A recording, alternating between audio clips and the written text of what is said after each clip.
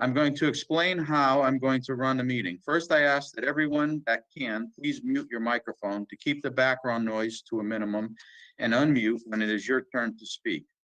I will do a roll call of all board members present, and then I'll do a second roll call to announce the voting board members for today's meeting. Once I call your application number, I will then ask our secretary to read all correspondence to your application. When that is complete, I will welcome you and ask you that you state your name and address for the record. After that, I will then give you the floor to explain your application. Once you have completed your application presentation, I will then call on the board members one at a time by name to ask if they have any questions for you. After that, I will go to the public and call on them one at a time for comments. Once the public comments are complete, I will ask the applicant if they have anything further to add before I close the public hearing and open it up to comments and action from the board. At that time, I'll call on voting members one at a time to ask if they have any further comments. After that, I'll ask for a motion and a second. Then I will run a roll call vote from voting members, then present the results to the applicant. Anytime during the meeting, if anyone has something further to add, you can use the chat feature or raise your hand and I will call on you. Okay, so that pretty much spells it, how we're gonna do that. Members tonight that are present, Bruce Conroy, Tom Wolfer, Lou Sherwinski, Karen Harris, Ray Rise, and myself, Joe Russick, as chairman.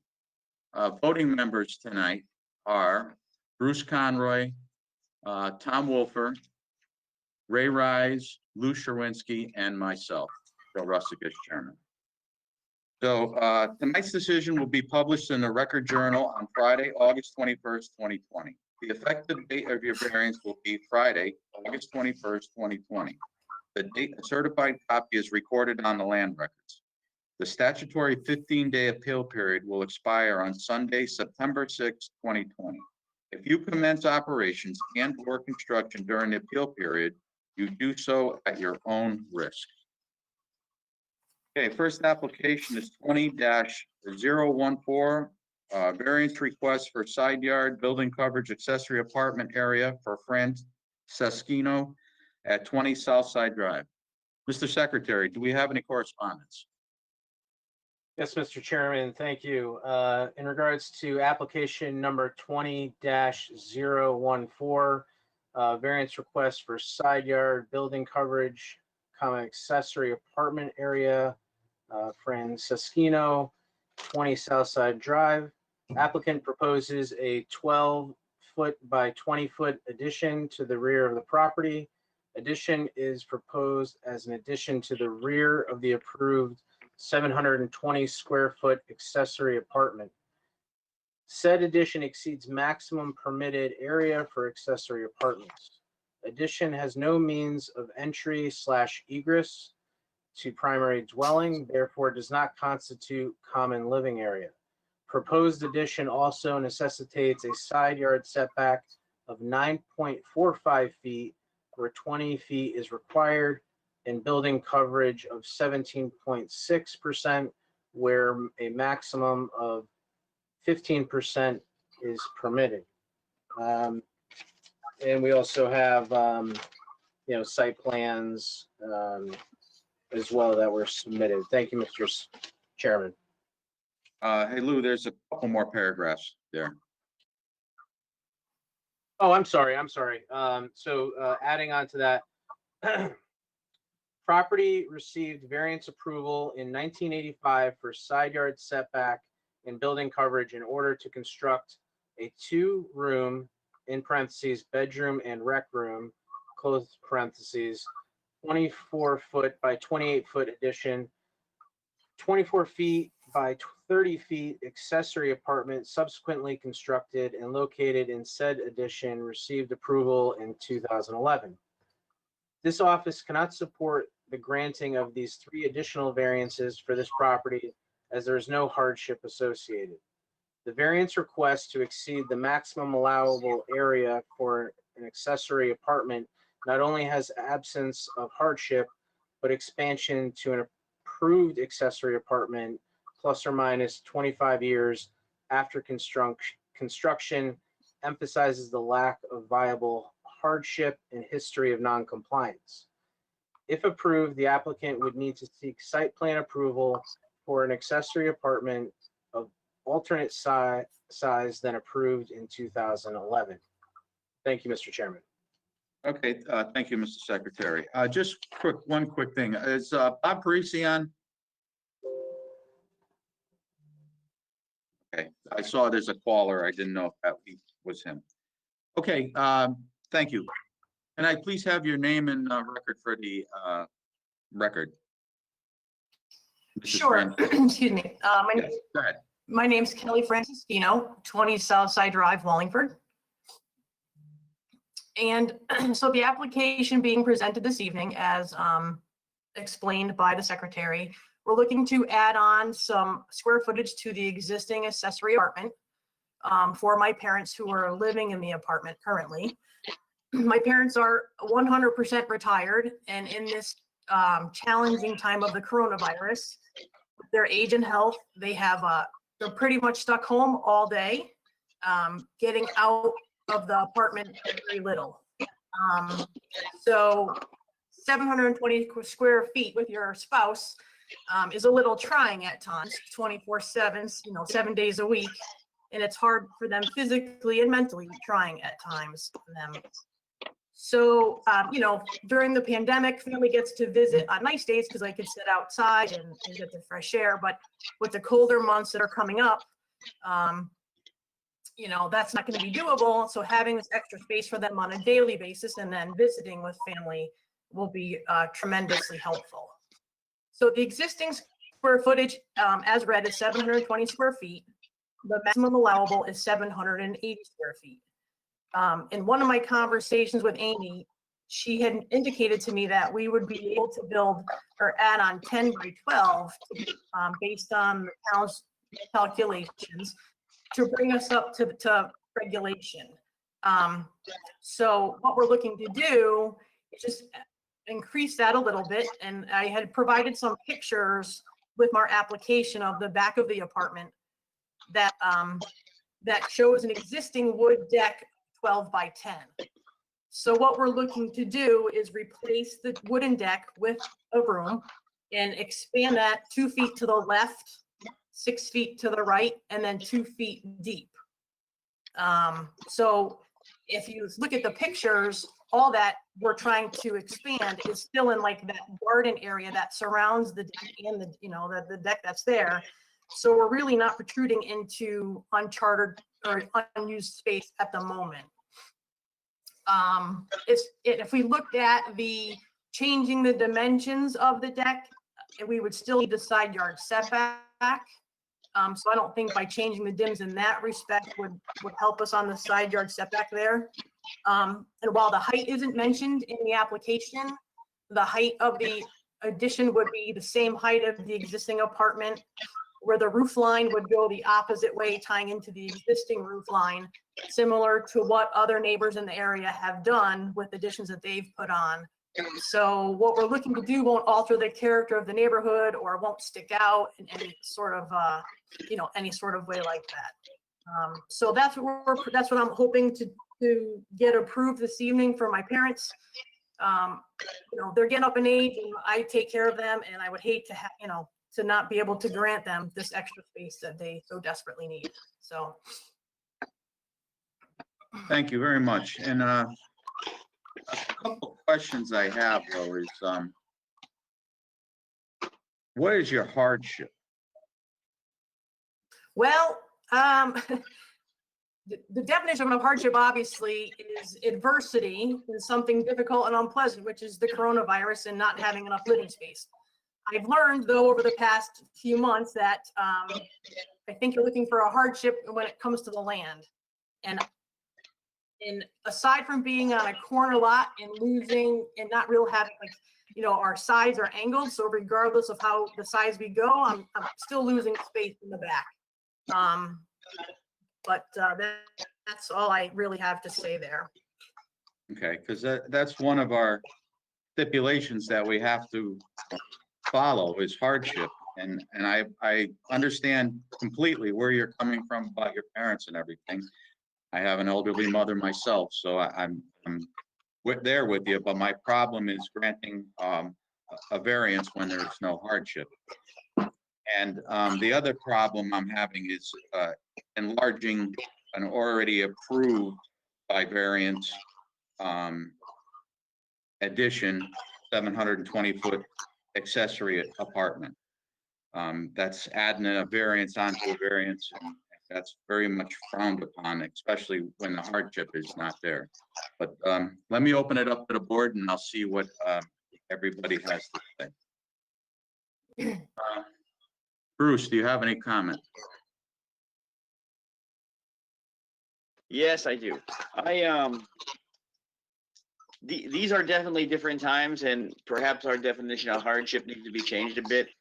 I normally would say no, or not, and not even consider the application, but I definitely have to say that I sympathize with this, and I tend to think that it would be a good idea to say yes, but we'll see what everybody else has to say. All right, Bruce, thank you. Tom Wolford, do you have any comments? You have to unmute, Tom.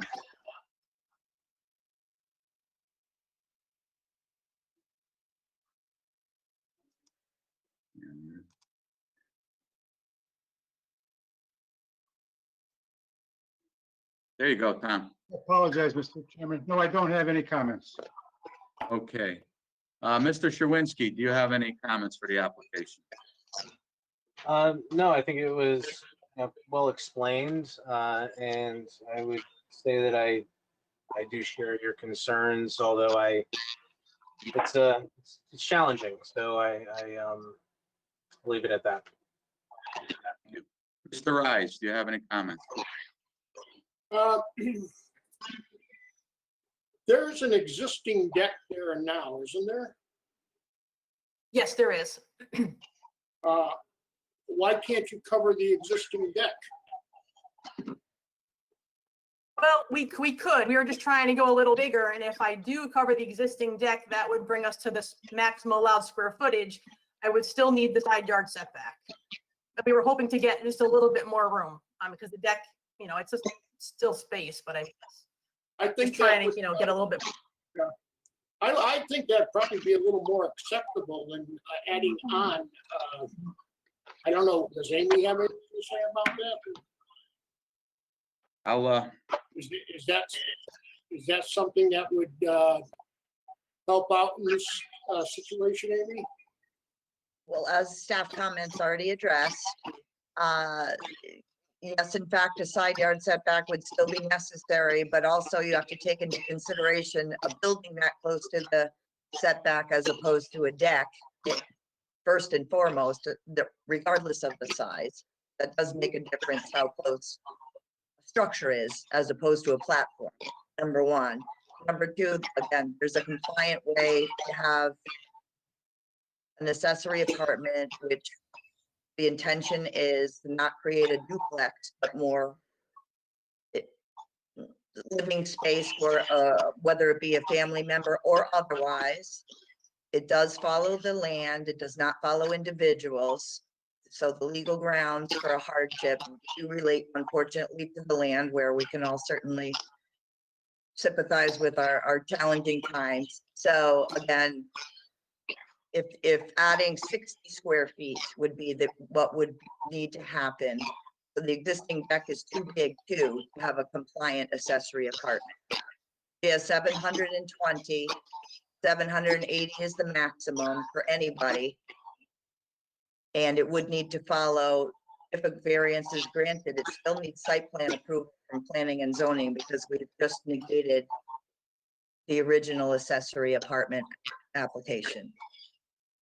So whether or not they're adding 2 extra feet or 6 in one direction, doesn't make a difference, because it would already be beyond the 780 square feet to enclose the existing deck.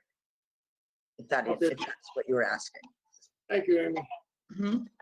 I have nothing more. Okay, Rick, thank you very much. Do you have anything further to add before I go to the public? Mrs. Francescino. No, I do not. Is there anybody here to speak in favor of this application? Anybody here to speak against this application? Hearing none, do you have anything further you want to add before I close the public hearing? No, I don't, not at this time. Okay, thank you very much. I'm going to close the public hearing and open up for discussion and possible action by the board. Bruce, do you have anything further you want to add before we get a motion?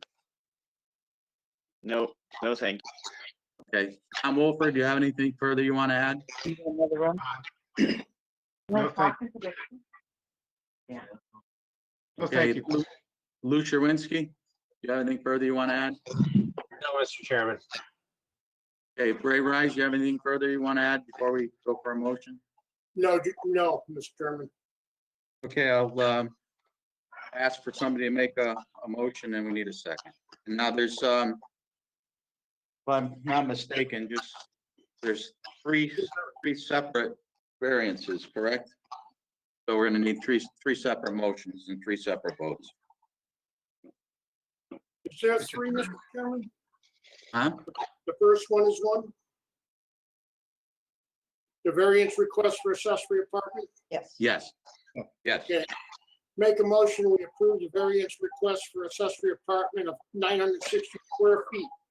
Where approval for 720 square feet accessory apartment exists and a maximum 780 square feet is permitted to construct an addition to the accessory apartment at 20 Southside Drive as shown on proposed plot plan.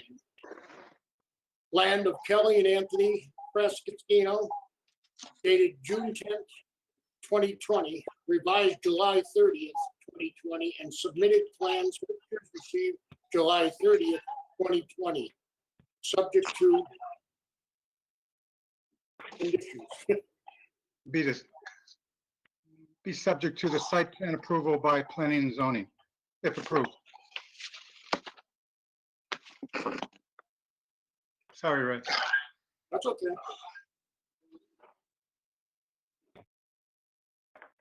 Can we get a second? Second. Okay, voting to approve. Mr. Conroy, I vote to approve. Mr. Wolfer, Yes, to approve. Mr. Shawinski, No.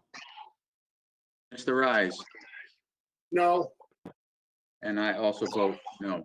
Motion has failed. Can we get a motion on the second? motion to approve variance request for building coverage of 17.6% where 16.3 exists and maximum of 15% is permitted to construct an addition at 20 Southside Drive as shown on proposed plot plan.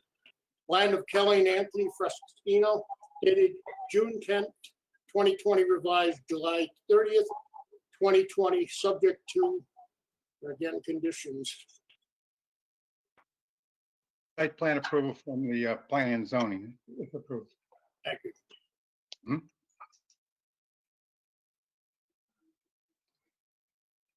Second. We get, okay. Can we get a motion to, we got a motion to approve and seconded.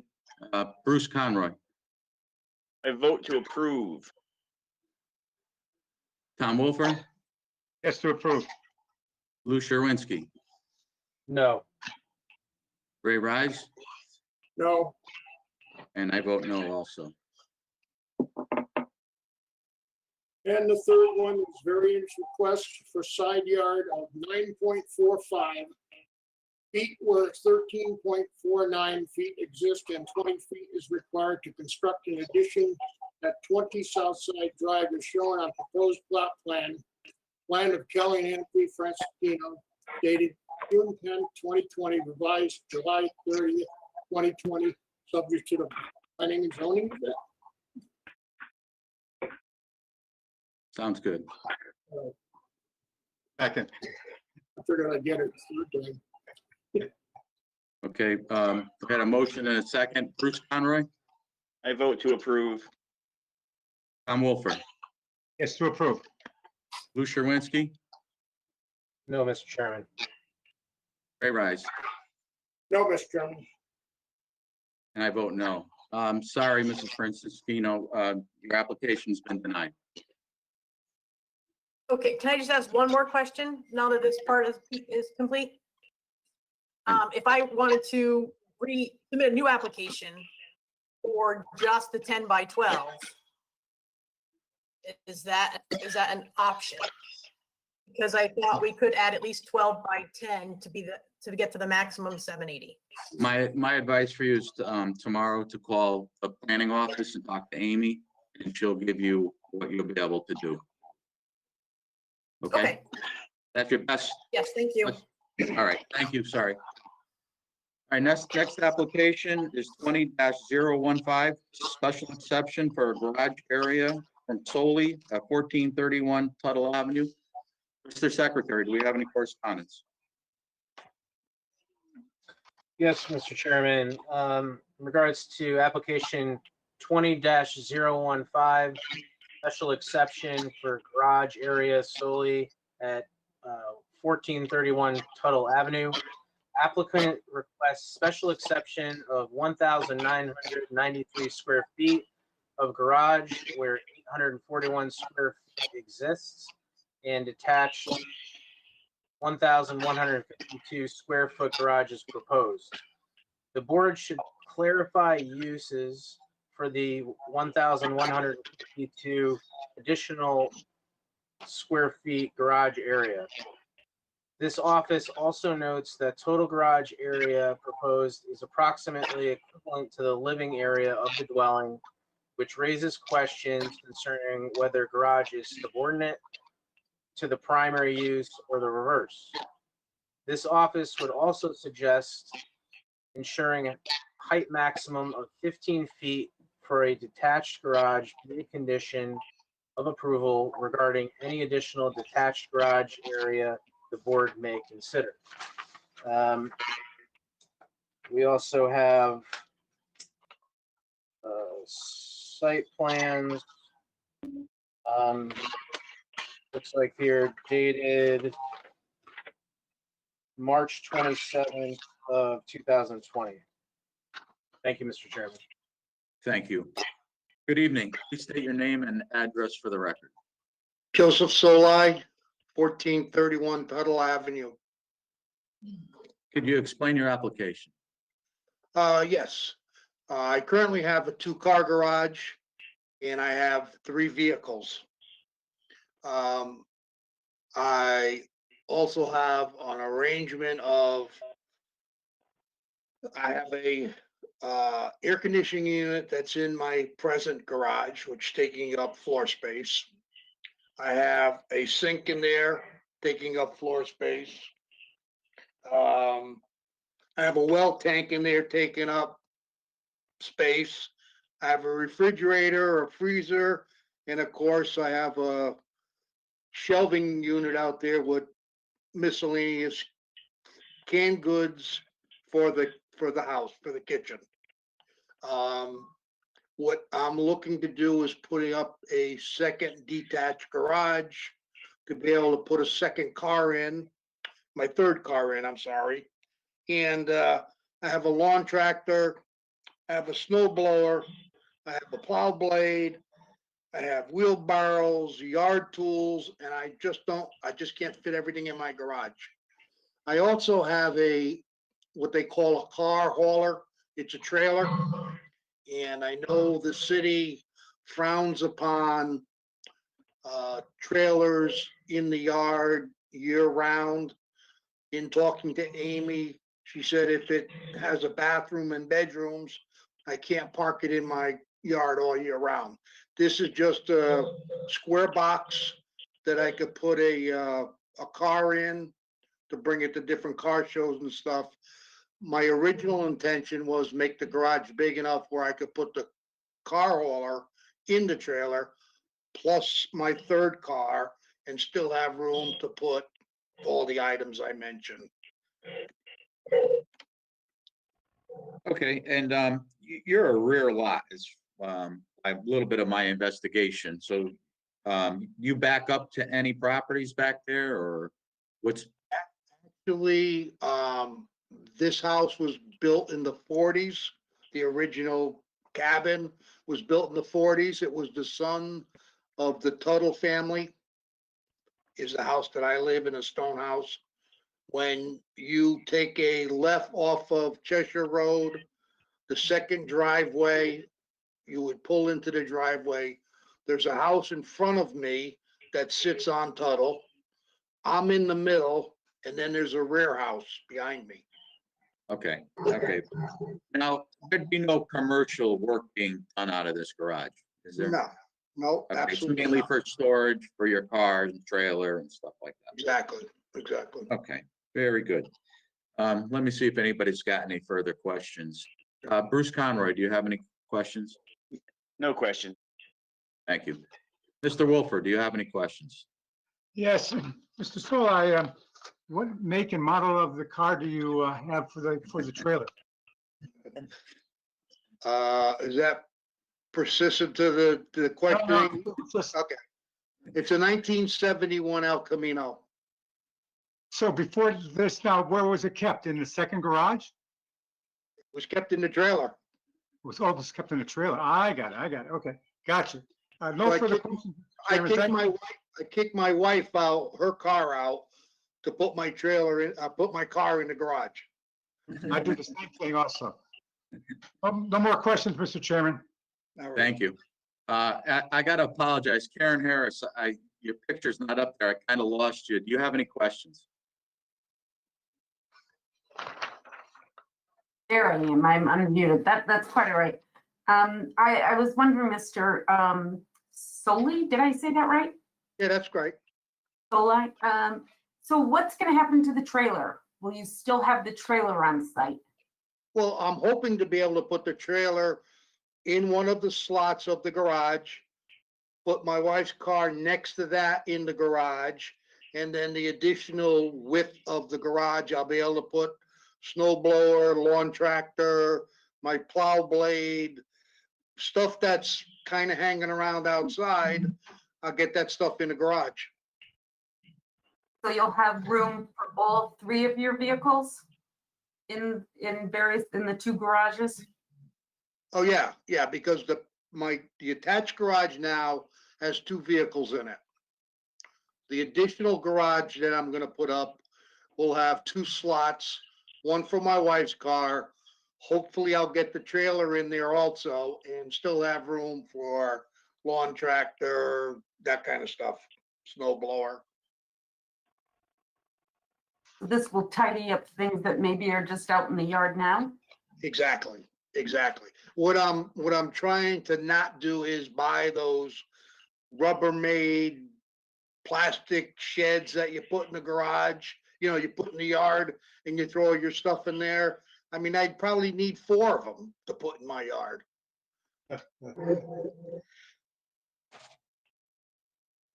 No further questions. Thank you. Thank you, Karen. I apologize again. That's good. Quite all right. Mr. Sherwinski, do you have anything? Yes, Mr. Soli, did you say that there is a house behind you as well? It's actually not behind me. When you come down the driveway, when you turn from Tuttle into this driveway, as you're heading back, I veer off to the left. I sit behind the front house. The house behind me is off to my right and set back farther. Okay. So it's So not where is- directly behind me. Okay, so where this garage would be essentially, I mean, obviously it's a rear lot, so a little tough to see, but I'm looking at Google Earth. And so it's basically woods behind you. There's a house to the left and the right of you, and then it looks like there's one way back that's attached to another neighborhood. Right. I just want to make sure I had that correct. Thank you. You're right. Actually, the house behind me is 1435 Tuttle. Okay. Thank you.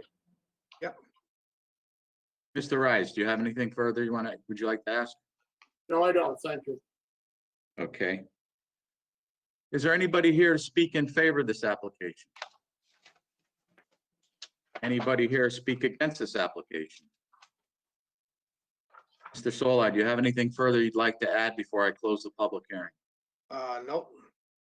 Okay, thank you. I'm going to close the public hearing and open it up for discussion and possible action by the board. Mr. Conroy, do you have anything you'd like to discuss before we get a motion? No, thank you. Mr. Wolfer? No, thank you. Okay, Mr. Sherwinski? Do you have anything? you'd like to No, discuss? No, Okay. Mr. Chairman. Mr. Rise? Oh, Mr. Chairman. Okay, can we get a motion in a second, please? I make a motion to approve application 20-015 special exception request for total garage area of 1993 square feet to construct a 1,152 square foot detached garage as shown on limited location property survey, land of Joseph Solai, dated March 27th, revised April 9th, and submitted rendering received July 15th, subject to the following conditions: a gable roof as depicted, not to exceed 15 feet maximum, and comments of the Health Department received July 10th, 2020.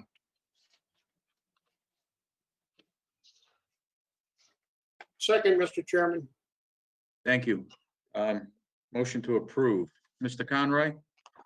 I vote no. Mr. Wolfer? Yes to approve. Mr. Sherwinski? You got on mute. Yes to approve. Okay, Mr. Rise? Yes. And I vote yes, your application's been approved. Thank you. Okay, Look, good luck. Thank you. Next application is 20-016, variance request, side yard and building coverage for Caballero, 66 Cooper Avenue. Mr. Secretary, do we have any correspondence? Yes, Mr. Chairman, thank you. In regards to application number 20-016, variance request side yard and building coverage for Caballero, 66 Cooper Avenue.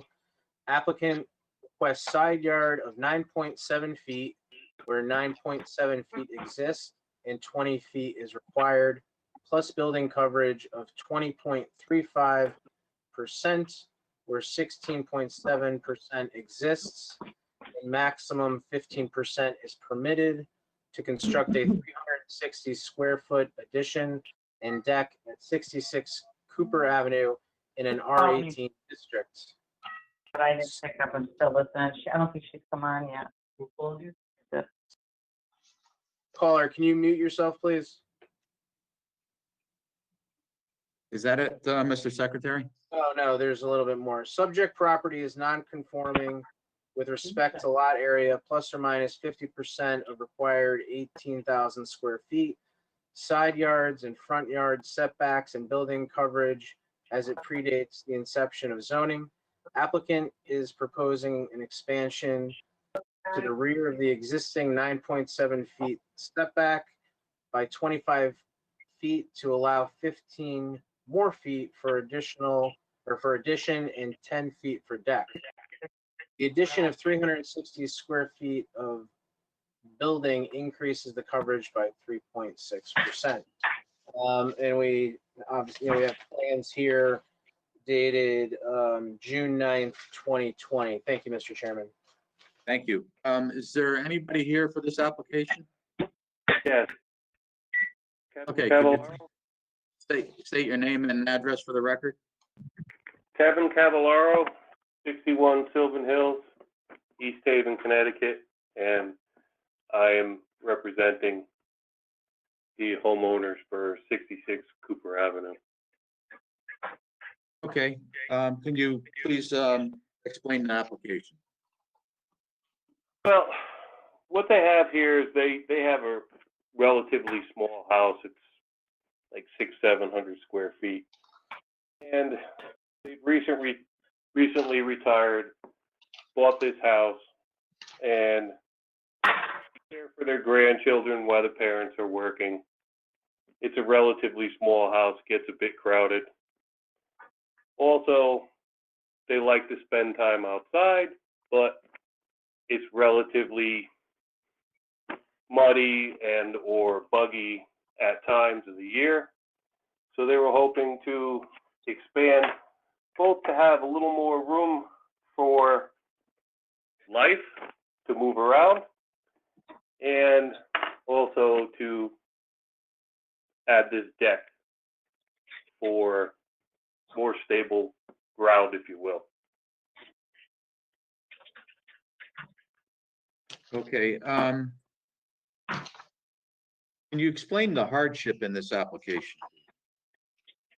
Well, the hardship is just basically to the fact that they are getting a little older, and like I said, the ground can occasionally be muddy. It's not that stable of a ground to walk on, so they'd like to build the deck back there. The addition is just, the house is so small, they really just need more space. They have no space. They're choked down. Okay, yeah, I'm, as in Steph comments, the non-conforming of the lot is one of your biggest problems in the way the house is on the property and then the land.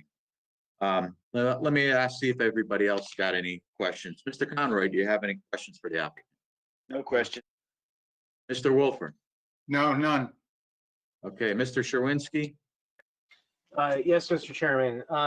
When did the homeowner purchase the home? I have to be honest, I don't have the exact date, but it was probably about a year ago. Okay, so when they bought it, obviously they were aware of the size of the property. Okay, thank you, I appreciate it. Karen Harris, do you have any questions for the applicant? Sure. Just with respect to the muddy yard that you've talked about and it being buggy, is the property adjacent to or near wetlands? No. I mean, it's been an incredibly dry summer here. I'm just wondering if there's a known cause for this muddy yard. Well, that is one of the things that we were going to address, is to add in some drainage. Is there runoff water from somewhere? I'm sorry? Is there runoff water from somewhere? I'm just thinking, this has to be. The yard does have a bit of a slope up towards the back as you get up towards where the shed is. Just a comment. It backs up behind it is Burke Heights Drive, which is up above it. So Right. those houses are higher up above Cooper Avenue, just as comment. Yes. Do you have anything further, Karen? No, thank you. No. Okay. Mr. Rice, do you have anything you want to ask? The thing to listen to, but it's probably in your email. So it was, listening to the Excuse me, conference. whoever that's talking, could you please mute? Mr. Rice, do you have any comment? I got a question. In the area that they're planning this addition or construction, is there something there already? Do you have some type of cover or deck there now? He does. He has a deck that's essentially just built right into the dirt, is the best way that I can describe it. And it's probably 50% of the way rotted at this point, would be my assumption. Does it have a cover over it too, or is it just a deck? No, sir, just a deck. Okay. I guess that's all I have, Mr. Chairman. Thank you. Okay, Mr. Rice, thank you very much. Do you have anything further you want to add, Mr. Caballero? No, sir. All right, is there anybody here to speak in favor of this application? Anybody here to speak against this application? Hearing none, I'm going to close the public hearing and open it up for discussion and possible action by the board. Mr. Conroy, do you have anything you want to add? Nothing to add. Nothing to add. Okay, Mr. Wolford, do you have anything you want to add? No, Mr. Chairman. Okay, Mr. Shawinski, any comments you want to discuss before a motion? No, just that, I looked at pictures online. It does look like the yard slopes back, which I know obviously can be an issue, but it sounds like that might be able to be mitigated by some landscaping perhaps to solve the drainage issue. But that's all I have. Thank you. Thank you. Mr. Rice, do you have anything further you'd like to, before we get a motion? No, Mr. Chairman. Okay, thank you. Can I, well, we got the two variances here, so we need somebody to make a motion in a second. Mr. Chairman, I make a motion that we approve the side yard setback of 9.6 feet where 9.7 exists. Excuse me, 9.7 feet where 9.7 feet exist and 20 feet is required to construct an addition and deck as shown on limited property boundary survey land of Michael and Mary Ann Vendito, dated June 9, 2020. And the front elevation rendering submitted and received July 16, 2020. Subject to, I don't know. Second. Yep. Second. Motion to approve, Mr. Conroy? I vote no. Mr. Wolford? Yes to approve. Mr. Sherwinski? No. Mr. Rise? No, And I vote no also. Okay, next up, next variance.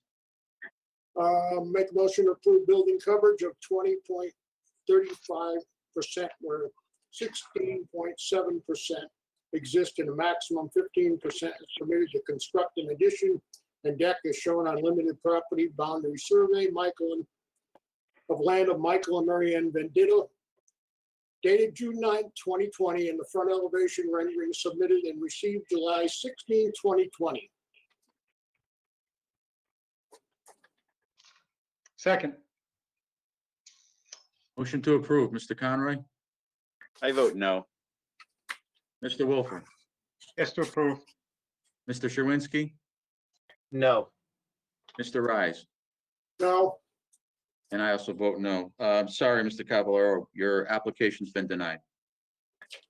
Okay, is there any proposed changes in size? So my advice for you is to call the planning office tomorrow and talk to Amy, and she could give you what you could possibly do. All righty, thank All you. right, thank you. Thank you. Okay, next application, variance request 20-017, variance request use Atlas One LLC for 100 Center Street. Mr. Secretary, do we have any correspondence?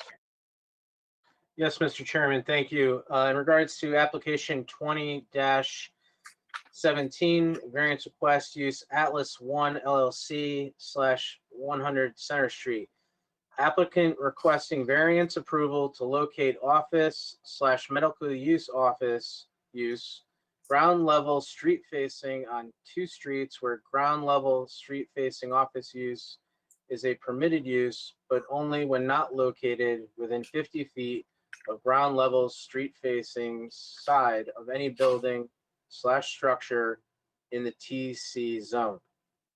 Offices/medical offices, in parentheses, such as the applicant's current location in the TC zone, located ground level street facing are permitted and may continue provided they were located accordingly predating the inception of the TC zoning regulations. Applicants submitted essentially the equivalent variance requested in January 2020, which was subsequently withdrawn. Applicant is proposing ground level street facing within 0 feet on both streets. Applicant has resubmitted many documents / correspondence from that withdrawn application, as well as additional, in parentheses, exhibits with this application 20-17, received July 16, 2020. The applicant has not demonstrated any undue hardship to support the granting of variance approval. Hardship appears self-created. Furthermore, proposal to amend the relevant text / regulation would be the more proper avenue for relief. Applicant has submitted several exhibits of petitions, primarily from patients giving testimony to the applicant's character, the services provided, and the benefit of said services within the community. The value of this service provider to the clientele or community is not in dispute, but completely irrelevant to issue of hardship relative to the property. Other exhibits, such as the contract of sale, warranty deed, and title insurance, are also not directly related to the presence of a use-based hardship associated with this property. The purchase of the property in 2019 without any inquiry regarding the zoning for the property has led to the seeking of a variance approval post-closing. The town of Wallingford's current zoning regulations are and were available on the town of Wallingford's website. The planning office is also staffed and accessible Monday through Friday, 9 a.m. to 5 p.m. Searching the internet via any search engine yields sites with most views, not necessarily the accurate resource. The site plan submitted and the architectural features of the building are irrelevant to the variance request regarding use. The interior floor plan identifying proposed medical office spaces identifies 2,379 square feet of medical office space, where 5,375 square feet of first floor area exists and 2,023 square feet of second floor area exists. With 7,398 square feet of GFA, the ability to identify a compliant location of 2,379 square feet of office space exists. Choosing not to comply for preference, convenience, or financial reasons does not constitute a hardship. In summary, since no hardship has been demonstrated, this office cannot support granting the variance as presented. This office would recommend the applicant consider alternate compliant location within the building for the medical office use, or applying for a regulation change from the Planning and Zoning Commission. Excuse me for a second. We also have additional correspondence here from Janice Small. We also have, looks like, notes here from Planning and Zoning Commission. There is also a letter here, or an email, looks like, dated August, or received August 6, 2020 from Michael Glidden. There is also a letter dated July 28, 2020 from Kara Simmons, and a letter here dated July 28, 2020 from Joe Simmons. That appears to be it. Thank you, Mr. Chairman. Thank you, Mr. Secretary. Good evening. Chairman, Welcome. Please state your name and address for the record. I'm Edward L. Marcus of the Marcus Law Firm, 275 Branford Road in North Branford. With me is Mark Bergamo. We're actually in the conference, one of our conference rooms at the Marcus Law Firm, and I'm amazed that this technology really works. Mr. Chairman, before we proceed, when we submitted our application, we also submitted a list of exhibits. And is the marking of those exhibits agreeable with the board? I'm sorry, could you repeat that? Yes, we submitted as attached to our application a list of exhibits. It running A through M. And I suppose we're going to add to it, new correspondence, which would be N. Is that marking satisfactory to the board? Yes, it is. We have the packet. Thank you. Okay, our first witness or presenter, if you will, is the applicant herself. She actually is the principal of Atlas, and it's Dr. Tracy Malton. So Tracy, Is there any way you could bring the microphone closer to you? Because I'm not- you're quite a distance and it's, Echoing. yeah, it's, you need to bring the microphone or move closer to it or something. Let's try. What we're going to do is we're going to play little musical chairs. And Okay, that's fine. We, have the person come to my place. Okay. Right here. And I'm going to adjust, so. Okay. Is that better? Is that, can you hear me that's better? perfect. Thank you very much. Appreciate that. Wonderful. Could you please state your name and address for the record? My name is Dr. Tracy Malton, and I live at 167 Stonehenge Lane in Guilford, Connecticut. Thank you. Welcome. Thank you. Begin with, I'm a chiropractor, and I practice at 3 Hall Avenue in Wallingford, and I purchased the property of 100 Center Street in the LLC known as Atlas One from the Bank of America on or about January 14th, 2020. I was represented by counsel. His name was John Petrucco of 30 Butler Street in Meriden. And throughout my negotiations with Bank of America and throughout the time of closing, I was unaware of the fact that in commercial transactions that there's normally a zoning compliance paragraph. And when you look at the exhibits, you will find that in the contract of sale, there is no zoning compliance paragraph. There is no reference to zoning compliance except in the survey that was provided to me. I can identify in all the exhibits that have been presented to your board in the attached application. And I would ask all those exhibits be marked into the record and attached to the application, and the application itself be marked as Exhibit A1. By the way, it's my first foray into commercial real estate. This is not anything I had done prior to. So the warranty deed that I received is a special warranty deed, which eliminates any claim against the seller relative to zoning and title policies. And I have received have disclaimers and provided no help if I, as the applicant, are denied the requested variances. The survey is part of the record, and the board will note that whoever performed the survey failed to bring the title to date, and the survey refers to dates prior to the existing zoning regulations being enacted.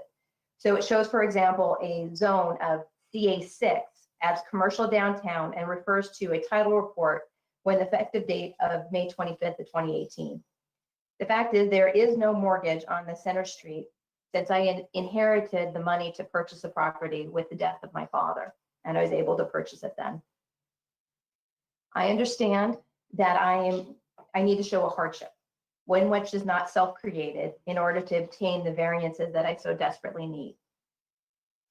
This is not my hardship. This hardship was clearly created by others. And I come before you this evening. I've spent almost $500,000 of cash on 100 Center Street, paying for the cost of the building and not knowing whether or not I'm going to be able to utilize it for what I've purchased it for, to shift my office 1 block from 3 Hall Avenue to 100 Center Street. I think it's fair to point out that nowhere in the process prior to my closing did anyone from the town contact me and say, hey, Tracy, something new is going on here. You need to worry about whether or not you can get a variance before you can use that property for what it's intended. That never happened. But what did happen is the closing occurred and there was no mention of a zoning issue. There was no zoning compliance paragraph. So the only one who is on the hook is probably my former attorney, but we're not going to get into that today. I'd like to resolve all this where there are no winners and there are no losers, but everyone comes out okay in this position, and that includes the town. The fact is, I tried to do all of the right things. I hired an attorney. We have title insurance. It was subject to an accurate survey, and the search showed no indication of a problem or a change with the zoning regulations covering the property. We have a certified survey referred to the existing zoning, except that zoning had been changed as of August of 18, and the closing of the property took place in January of 2020. The only one who bothered to check in between was my real estate broker, Al Jacobs, who you will hear from this evening, who did check on Google that the only entry on Google indicated the old regulations for Center Street were still in place. And I'll tell you, I even looked on it last night and the 1985 reg still came up. It's very confusing. Mr. Jacobs reported back that everything was good to go and we went through with the closing. The fact is, as you can see, the map that was dated on June 5th, 2018, before the zoning was reclassified in August of 2018, the zoning information on it was of June 12th of 2018 and was attested to by the surveyor on June 14 of 2018. Zoning information at the time of the survey was correct, and it was certified to me as the buyer and further certified to the Bank of America, who was the ultimate successor to the Wallingford Bank and Trust. The designation was CA6 commercial, and the problem is that the conveyance took place in January 17 of 20. It's clear that no one followed through to check on whether the zoning status had changed except for Mr. Jacobs. The survey was not updated. The bank had paid for it and everyone thought all was well, but it obviously was not. Bank of America, being the ultimate successor to Wallingford Bank and Trust, may have known what occurred and that there was a zoning change, as they were probably notified of the public hearings, but unfortunately, I was never notified. However you look at this, this is not a self-created hardship. This is clearly a hardship created by the negligence or fault of others. If you go to a doctor who gives you the wrong diagnosis and you get sick, is that considered self-created? I don't think so. I think that's considered malpractice. The situation here is the same. And my attorneys have submitted a memorandum of law on the issue of hardship, and we firmly believe that the case law clearly and succinctly supports our position. In our memorandum of law, we have also pointed out that there have been offices in the front of the building, literally from the beginning, and they're still there. There's no mention of it in any kind in the land records elsewhere relating to the existence of those offices, which indicates that the property can and has been used for something other in the regulation, other than what the contemplated in the regulation as written. I happen to know that there was a dentist in the front office space before it was expanded upon. There's also a section in the memorandum relating to the American with Disabilities, who have a constitutional right to medical services and the right to have the availability to the same without being expected to crawl if they were sufficiently impaired, literally crawl up a flight of stairs, since putting an elevator in this building is financially overwhelming and not practically doable. I have been a good neighbor. I want to continue to be a good neighbor, just in a slightly different location. The opportunity to expand my continually growing practice. I typically see between 75 and 80 patients, 85 patients in a single day. That's what I currently see. Many of these people come from outside of Wallingford. They come to Wallingford to see me, but they go to other restaurants. They go to get the haircut. They go to the gas station, to the grocery store, and all of those things are very good for Wallingford. I was told that I really should put a hairdresser or a restaurant in this location. And as you know, in COVID, a lot of the hairdressers have been closed down, restaurants have been closed down.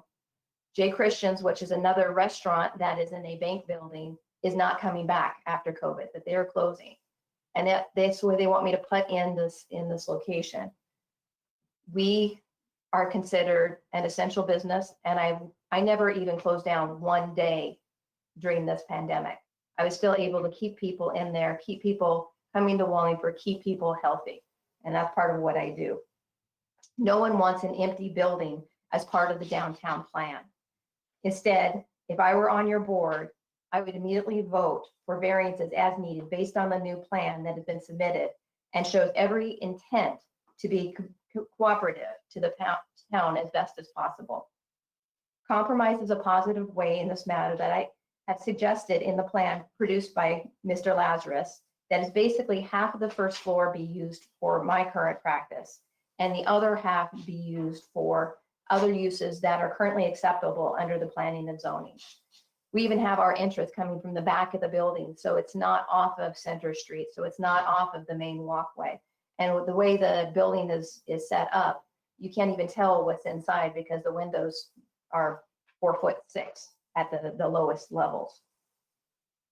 The fact is, if one reads the regulations on a literal basis, the setbacks of 50 feet on each side would make the building clearly non-compliant, and really no reasonable person or planning administrator will want that result. It's already been in talks to have the secondary streets setbacks removed and eliminated, and all likelihood that's going to proceed from everything that I have been told by the town planning as well. The other thing, it's rather strange that as the zoning regulations stand now, that you can put a veterinarian in that office and that would be perfectly fine. But to put a doctor that treats human, that I'm just out of luck. The compromise that we have set forth in the map attached to our application is a hybrid plan that leaves only a very small portion of the very front of the building as non-compliant, and it's clearly marked on the map. If you look at the map, and Mr. Lazarus will be going over that and explain it further details in a few moments, it shows precisely what the current permitted use is and what's not. I should point out that the zoning board is here to do exactly what we are asking you to do.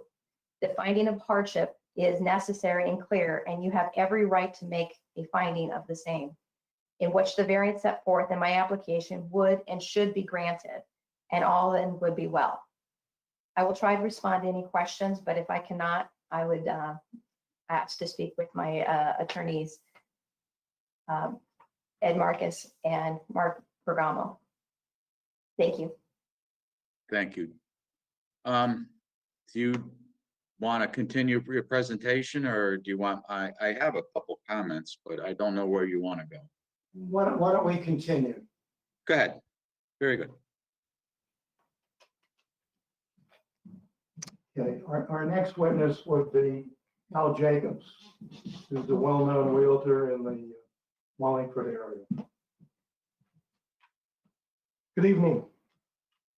My name is Alan Jacobs. I live at 130 Winthrop Road in Guilford, Connecticut.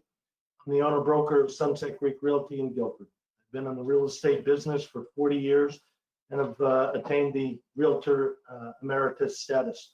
My professional credentials include the GRI, as well as having been chairman of the Professional Standards Committee for 3 years. I'm also familiar with development, as I am co-owner of Sunset Creek Development. My company has developed over 8 residential subdivisions and built numerous commercial zones. As such, we have always had to be cognizant of various zoning and district regulations. I represented Dr. Moulton in her purchase of the building known as 100 Center Street. For the better part of 2009, maybe even a little bit of 2008, we looked at various sites near her current business. While doing our research, we Googled the Wallingford Planning and Zoning website, as I had done with each of the half dozen properties that we considered before. Google is by far and away the most regarded search engine site and the one that most realtors use for our information. One property that matched her requirements for size and location was the former Brothers Restaurant, just a short block away from her current business site. The P&Z regulations clearly allowed for her current business as well as the expansion of the wellness center that she had plans for. We went to the auction, and after just a few bids, it was just Tracy in the town. It was evident that the town was going to continue the upbids until it won. Rather than bid in futility and cost the town more money, Tracy, in a goodwill gesture, dropped out. This brought us to 100 Center Street, just a block away as well. Again, before we submitted the offer, we looked on the internet for the town P&Z regulations, and it appeared that this site in its entirety allowed for the wellness center. We relied on this representation and moved forward with her offer. It came as a surprise that the town had changed the regulations that precluded her usages as she had planned. We subsequently, in January, met with the town officials and were informed that they knew even then, and excuse me, it might have been February, I'm not sure, but it was after we had closed, after she had closed, we were informed that they knew even then that the incorrect information was still being presented to the public. In fact, that information is still available to the public today. Please note, in my 40 years as a realtor, I've sold over 950 properties, both residential and commercial. I have always utilized the internet to access relevant information as it pertains to my clients' needs. Please know I have never had an issue in being referred to reference sites. This issue has presented a tremendous hardship for Tracy through absolutely no fault of her own. She is placed in a position of having to compromise her business plan to provide a wellness center for the town of Wallingford, as well as the possibility of not being successful. The fact that COVID will provide long-term impediments to many downtown retail establishments.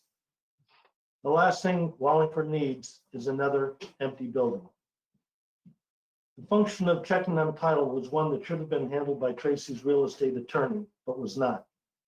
She had title insurance, but if you read the documents over a number of times, it is clear that the surveyor was relying on old title information. The bottom line, folks, is that Tracy Malton, as the owner and the applicant, did not put herself in the position she finds herself this evening.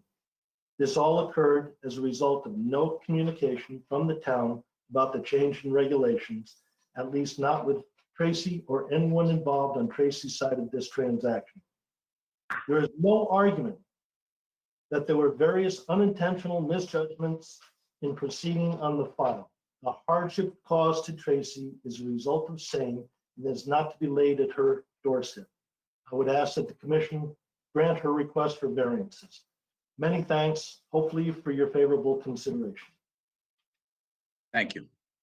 Mr. Chairman, Steve Lazarus is in our office, but he's not in this office. Steve is very concerned about COVID and wanted to sit in an office by himself. Whether he can now join us, we will see. He says that He's on. Yep, I'm here. Okay. I guess Thank you you. got the floor, Steve. Thank you. My name is Stephen Lazarus, an architect with Lazarus and Sargent located in Wallingford. I prepared the multicolored plan you're viewing, which shows the proposed wellness center use of the old bank building. My task is to make the proposed use be as close as possible to what is allowed by zoning regulations to minimize or even eliminate the impact of a variance, all while respecting the incredible architectural gem they were so fortunate to have on Center Street. I do assume that the 50-foot setback line from William Street is not the primary issue, since the Planning and Zoning Commission has indicated an interest in eliminating the side street setback requirement to reduce the hardship for all corner lots. My discussion will therefore focus on the required 50-foot setback line from Center Street for office use. The unstriped solid blue area on the plan shows the extent of non-allowed use within the 50-foot Center Street setback. Please note that all other areas in the plan comply with the 50-foot Center Street setback requirement.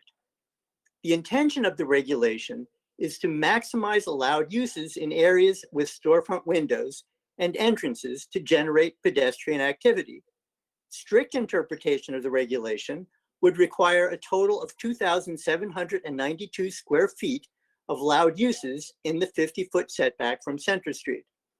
The plan before you provides 1,684 square feet of that required area, the solid yellow area, more than half the requirement at 60%.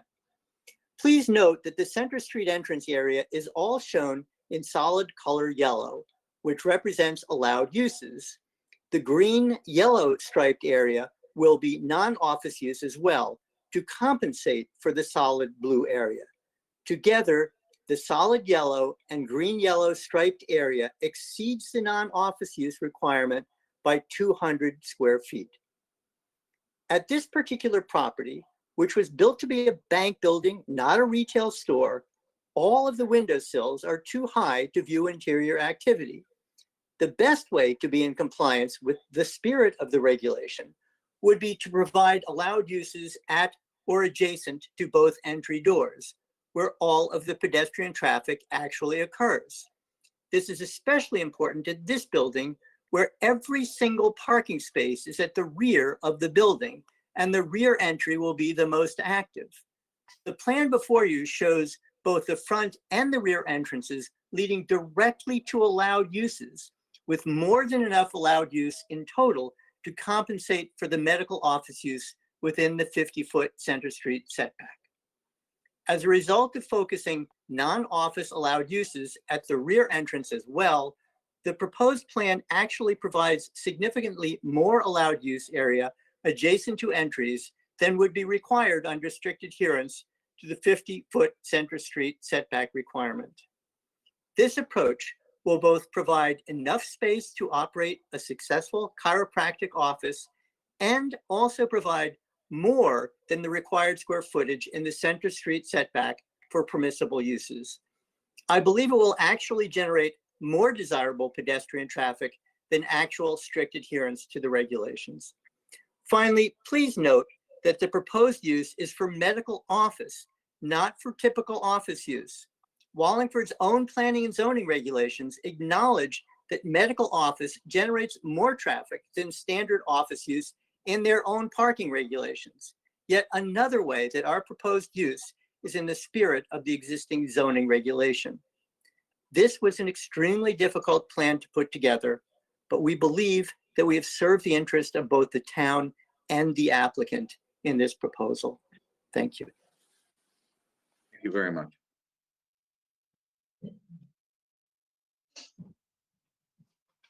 Chairman, if you give me a minute. Sure.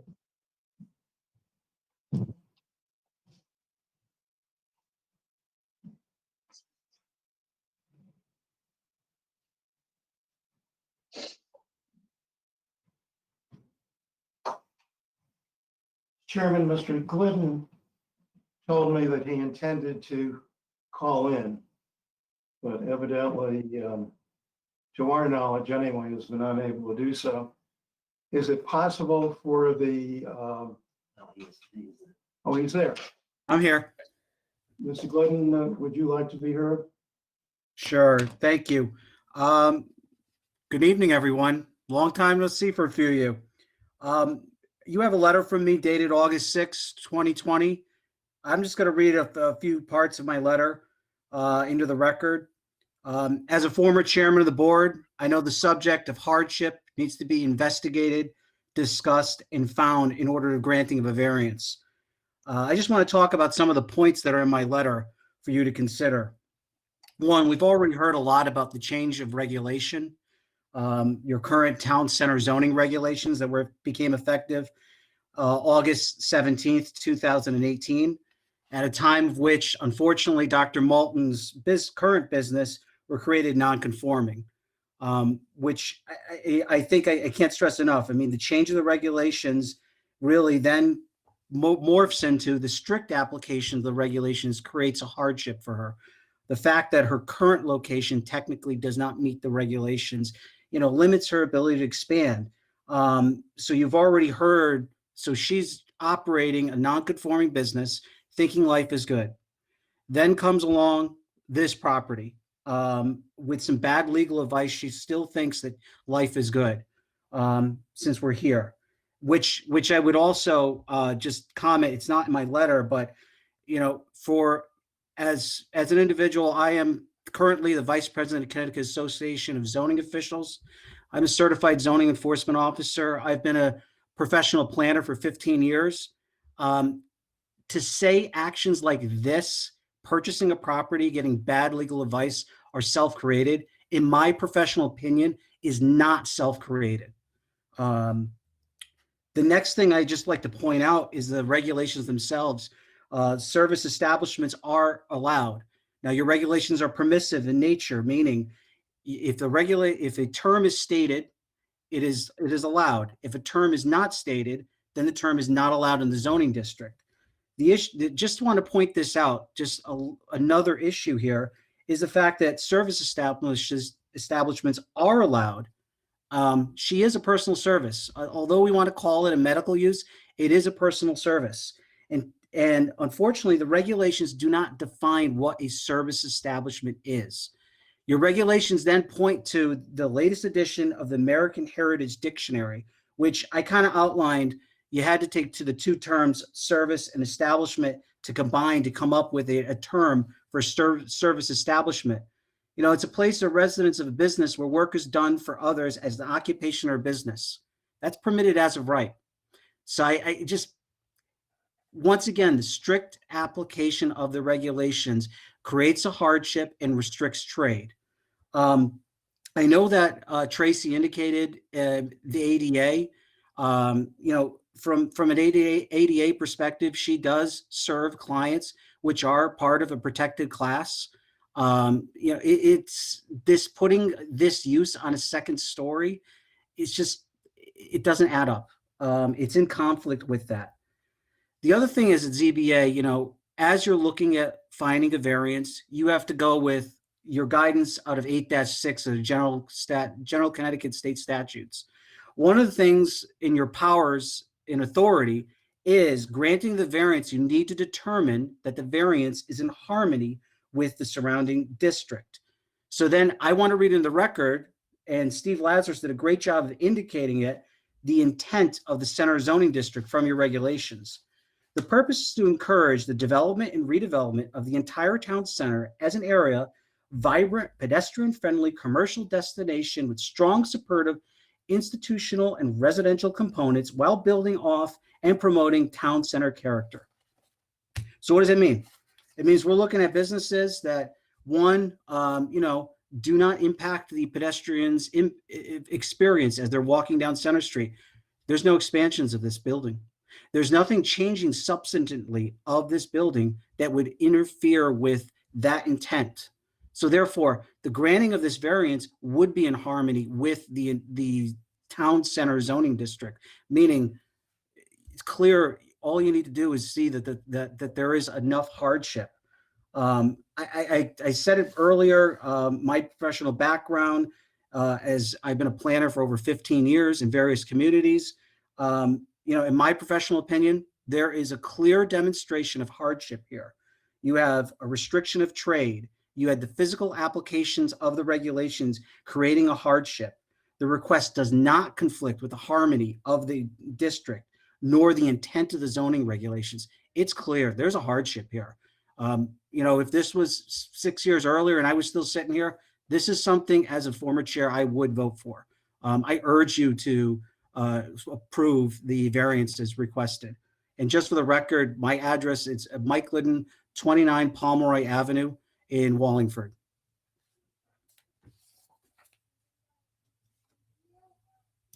Thank you. Thank you. Mr. Chairman, I'd like to say a few words if I may. Sure. The issue obviously is one of hardship. And, you know, in most commercial transactions, such as this one, there's a zoning compliance paragraph. And it's there and people check the zoning in the background of it and so on. But we did search to see if there was that type of provision in any of the documents. And we could not find any mention of it. So we're in a situation where the applicant has no claim against the seller. Property was conveyed by a special form of warranty deed. The title policies have disclaimers, which would not help the applicant for variances are not granted. There's no mortgage on the property, as the applicant indicated. She inherited some money from her dad, and it was used to purchase the building. This is not self-created hardship. This is hardship clearly created by the negligence of others. The applicant comes before you sitting with almost $500,000 in the building, not knowing whether that building is going to be able to be utilized for the purpose that you bought it or not.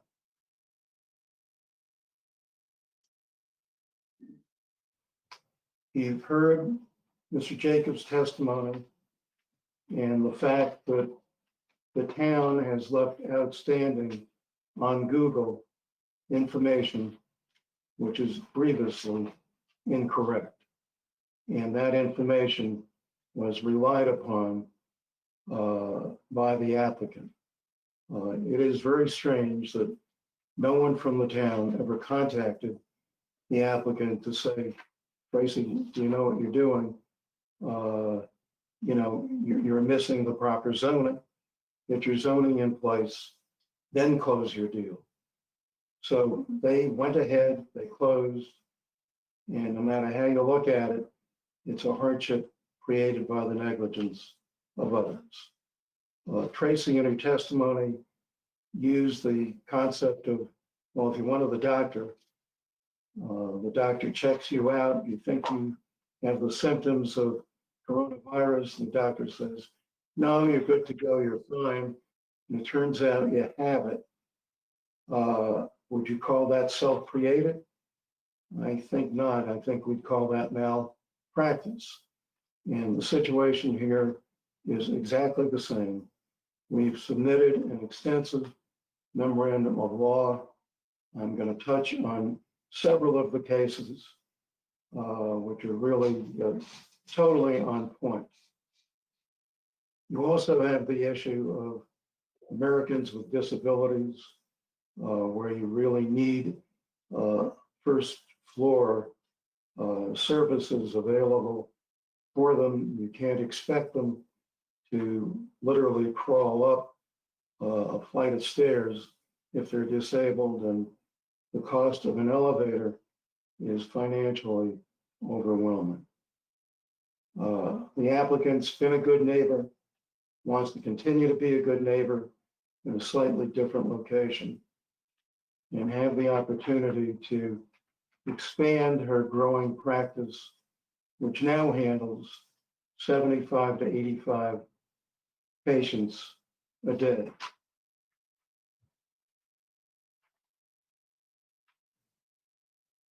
If the Bank of America had retained title, there'd be no argument, but they could have obtained variance to a hardship.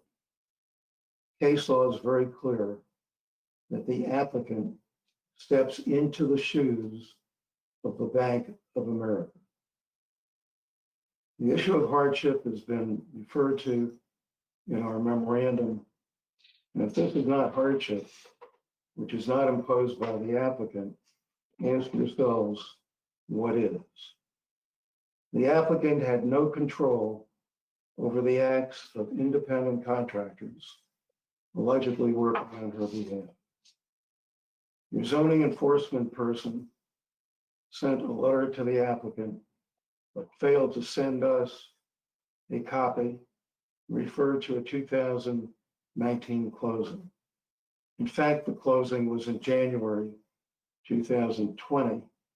The only point I'm making is that even enforcement officers and planners make mistakes. There is a valid reason for every exhibit produced. The point of the exhibits was to make it clear to the board that the applicant did everything a prudent buyer would do, including obtaining a survey, title insurance, and the like. Unfortunately, they offer no protection as written and do have the wrong information on them. There was no title rundown, as one would ordinarily anticipate, nor was there a rundown of the zoning regulations. And hence, the change in regulations in August 2018 was not picked up by the applicant's professionals. Hence, when the closing occurred in January of 2020, the applicant did not know that the regulation had changed. I guess the question is, does the applicant pay the price for someone else's error merely because she hired them? Does that make her ineligible for a variance that would otherwise, I believe, be granted? The case law says no. Common sense says no. Would someone potentially lose up to $500,000 when this board can grant our application, make things right? The planning people know that they made a grievous error. Clearly, medical officers should be permitted in this property and similar properties in the town center. And having the applicant amend the relevant text regulation as suggested would be to place substantial inequitable burden on the applicant. For the zoning enforcement officer to argue that proper inquiries were not made is not correct. Proper inquiries were made, but then not followed through by the professionals hired by the applicant to do the conveyancing entitlement. The applicant did not assume anything but that the professionals would do their job, and they did not. Hence our desperate need for the variances.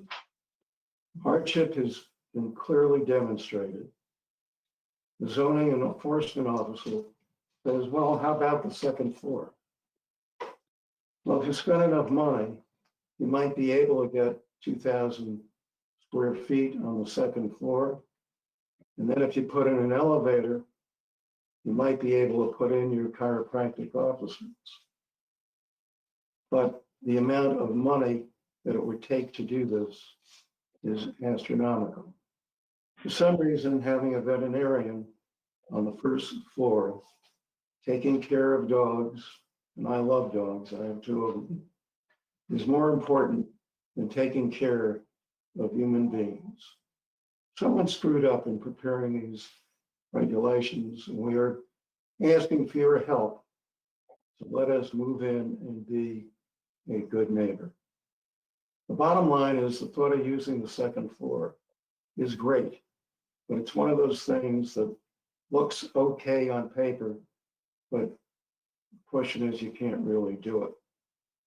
And there's also the need to provide access for Americans with disability, and they require first floor space.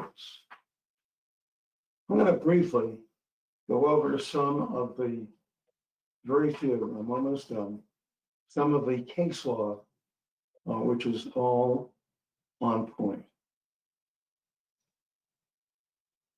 Board of Zoning Appeals in granting a zoning variance must be one that originates in the zoning ordinance and arises directly out of the application of the ordinance to circumstances or conditions beyond the control of the party involved. That's Lawrence and Memorial Hospital versus ZBA 22 Connecticut APP. That certainly is our case. It is not a self-imposed hardship at all. The purchase was not made with knowledge that the regulation existed. Where the hardship is created by the enactment of the zoning ordinance and the owner of the parcel, now you go back to the Bank of America, put a sort of variance, a subsequent purchaser has the same right to seek a variance. And if that request is supported in law, you're entitled to step into the shoes of your predecessor in title. And that's Kulak versus ZBA 184 Connecticut 479. Plaintiff did not perform any act which caused the hardship. It now faces the hardship as one that originated in the zoning ordinance and arises directly out of the application of the ordinance to circumstances beyond the control of the plaintiff. That's Aiken, AIT, AEN versus ZBA, 18 Connecticut, APP. The Supreme Court in East Shore versus ZBA said a zoning board of appeals grant a variance only when two basic requirements are satisfied.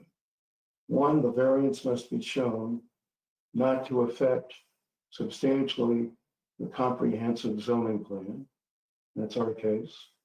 Two, adherence to the strict letter of the zoning ordinance must be shown to cause unusual hardship unnecessary for the carrying out of the general purpose of the zoning plan. Once again, isn't that our case? We're not substantially affecting the comprehensive plan. Adherence to it would cause unusual hardship. An applicant for a variance must show, because of the peculiar characteristic of the property, strict application of the zoning regulation produces an unusual hardship. And that's Kaiser, KESER versus ZBA, 218 Connecticut, 438. And isn't that our situation? One last thought. In order to not grant the variances, you're going to be required to make a finding that the applicant knowingly and willingly put herself in the position that she is in, namely created her own hardship. No one can rationally come up with such a finding, given the facts that exist, where the applicant followed, and she was a first-time buyer, step by step, what a cautious, prudent real estate buyer does. She made one mistake, hiring the wrong person, and that is certainly not self-inflicted hardship. The applicant did everything every one of us would have done, and still would have ended up where the applicant is today, at your mercy, except for appellate rights. I urge you to do the right thing. Remember, there's a big difference between self-inflicted hardship and someone's malpractice. The use that we've asked for will fit the scope and spirit of the plan of conservation development. It will not discriminate against humans, and it will accommodate the need of the patients who are disabled and who require chiropractic help. The variances will help to counteract the obvious unintended effect of eliminated uses by the 50-foot setback of both Williams and Center Street, and permit the use of chiropractic offices in accordance with the map that Steve Lazarus has submitted. What we're really talking about is 1,108 square feet being utilized within the setback area. Doesn't sound like much. It isn't, except we need your help to be able to fulfill the plan.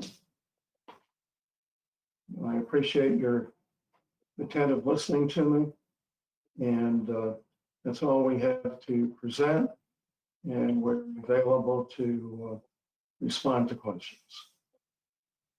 Thank you. Thank you very much. First, I want to say is I want to thank Tracy for her investment in downtown Wallingford. Beautiful building, and our downtown needs some help. It seems to get lost.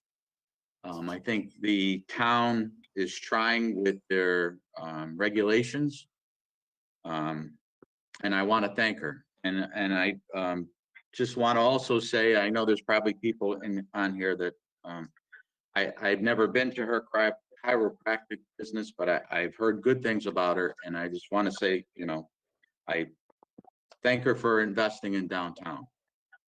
But my question first is, back in February when she was in front of us, or I wasn't there, but in front of the Zoning Board of Appeals, it was recommended that she go in front of planning and zoning for a zoning regulation change, amend the zoning reg. And there is also correspondence from planning and zoning stating that they, I think, in essence, realized that they missed the boat on not allowing the medical and in there. So my question is why are you guys back in front of us again without going to planning and zoning for a regulation change? I guess you can blame that on Mark Bergamo and myself. We discussed it with Tracy, and we felt that we should see this through to a conclusion. And that's why we went forward. It's really her legal advice, and you can't blame it on Tracy. We felt that we should complete the application and the hearing with ZBA and wait for your board to make a decision. And then we can re-examine precisely where we are. Right. That's where I personally stand. I believe as a zoning board, I can't, well, I'll say we can't legally grant the variances you're looking for because of the hardship issue.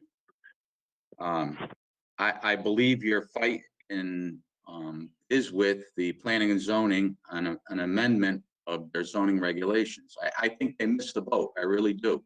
Again, I mean, she's invested a lot of money in our downtown, and I do believe they realize that, and I think they know they got to make a change. I think what they were thinking previously isn't working, maybe, and they need to amend their zoning regulations.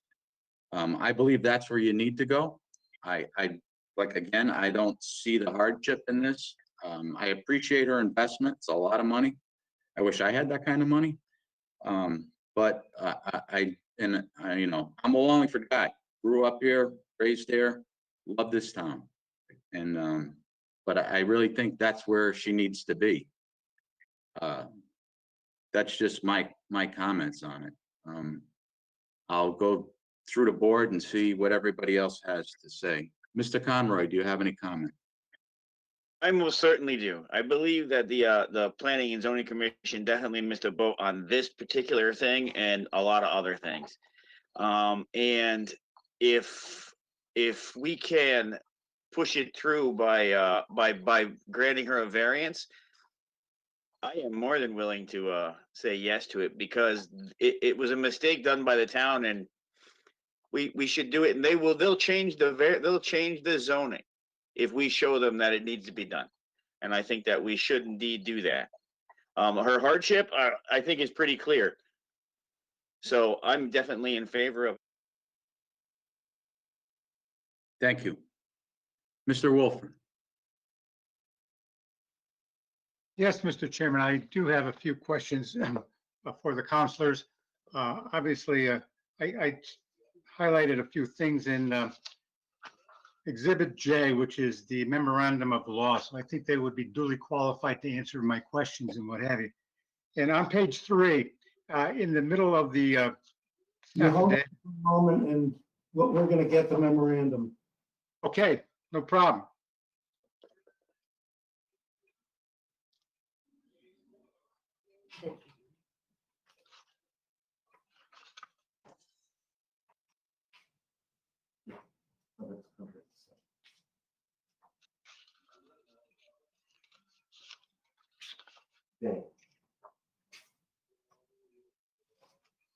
Okay, page 3. Correct. About halfway down in the middle. It said it should be clear. I think you referenced this in your presentation, sir. I just want to finalize it with a question. It should be clear at this point that this is not, and let that be repeated, this is not a self-created hardship. It is anything but that. This is hardship clearly created by negligence of others. Who are the others that you're referring to? Well, I really don't like doing this on the record, but I believe that the counsel that she utilized missed the boat and should have been able to locate the existing zoning regulation. In which event, there would be a whole different procedure. The zoning would have been attended to before closing. Okay, I didn't hear exactly. You said the negligence of others was what commission or what board? Okay, no commission, no board. We're talking about Tracy had counsel when she closed this transaction. That counsel should have pursued the zoning and should have known that the regulation had been changed. Okay. If that had occurred, the zoning would have been attended to before the closing occurred. So you would not be in the position that she finds herself in today. Okay. And going on to the next page, on page 4, on the first sentence up top, it said, "We received a certified survey." Who are you referring to as we? Tracy? Yes. Closing? Yes. Okay. I follow that. Okay. And then I was going to ask, who was Mr. Jacobs? But he appeared, and then now I know who he is and what he does and what he did. But he said that he reported back to Tracy that everything was okay after he checked Google and said there was nothing against it other than what? Well, he found that the regulation that we initially had relied on was still being shown. Okay. All right. Very good. All right. Thank you very much. Okay. Thank you. Thank you, Counselor. Thank you, Mr. Chairman. Okay, Tom, thank you very much. Karen Harris, do you have anything you'd like to ask? Thank you. Mr. Chairman, I would have to say I agree with your conclusion that I believe this is an issue for planning and zoning. I did want to thank Amy, though, for her very thorough write-up and for the applicants for their tremendous input today to this hearing. I can say that I have been to Tracy as a patient of hers, and there's no doubt that she's a fabulous practitioner and an asset to Wallingford. But I do think that this is an issue for planning and zoning, and I tend to think that she might get a favorable outcome if she were to turn there. I guess my only other question is, Tracy, you indicated that this was your first commercial transaction, and I wonder whether it was your original attorney's first commercial transaction as well. I do not believe so. I asked him when I hired him if he did commercial, and he said yes. So if it was his first foray into it, I would assume that he would have told me that it was his first. All right, thank you. That was it. Thank you, Karen. Mr. Sherwinski, do you have any questions for the applicant? Yes, thank you, Mr. Chairman. So in discussion, right, we've heard a lot, and I really appreciate the counselors and Tracy. I mean, you guys have been very thorough, so I appreciate all the explanation, all the exhibits. There was something mentioned, and I just want to clarify this and make sure I'm understanding it, because what it sounded like to me was that it was said that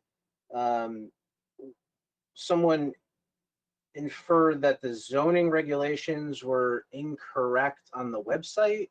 Was I hearing that correctly? Yeah, well, not necessarily incorrect. The one that came up that Mr. Jacobs searched for was the old regulation. And that's what they relied on. And I So believe, basically, I think it's still there. okay, so Mr. Jacobs Googled those regulations. He found the result on Google. He clicked on that and he made the assumption that he was looking at the most up-to-date regulations when reality he should have went to the town website and not rely on a third-party search engine to find the regulations. Is that correct? No, I guess it isn't. So. Okay. I just Googled a couple minutes ago, it still has the zoning, Tracy just Googled it now. and it says Right. Wallingford zoning regulations effective September 20th, 1985 is what I just got. I'll put that under the camera. So If you I can, guess- can you see yes. that? So that's still the Yeah. 1985 regs that are listed. Is that, now did you find that by going to the town of Wallingford website or by Googling? Go back. So I went to Wallingford Zoning and Planning, the website. I went down here to, go back to it.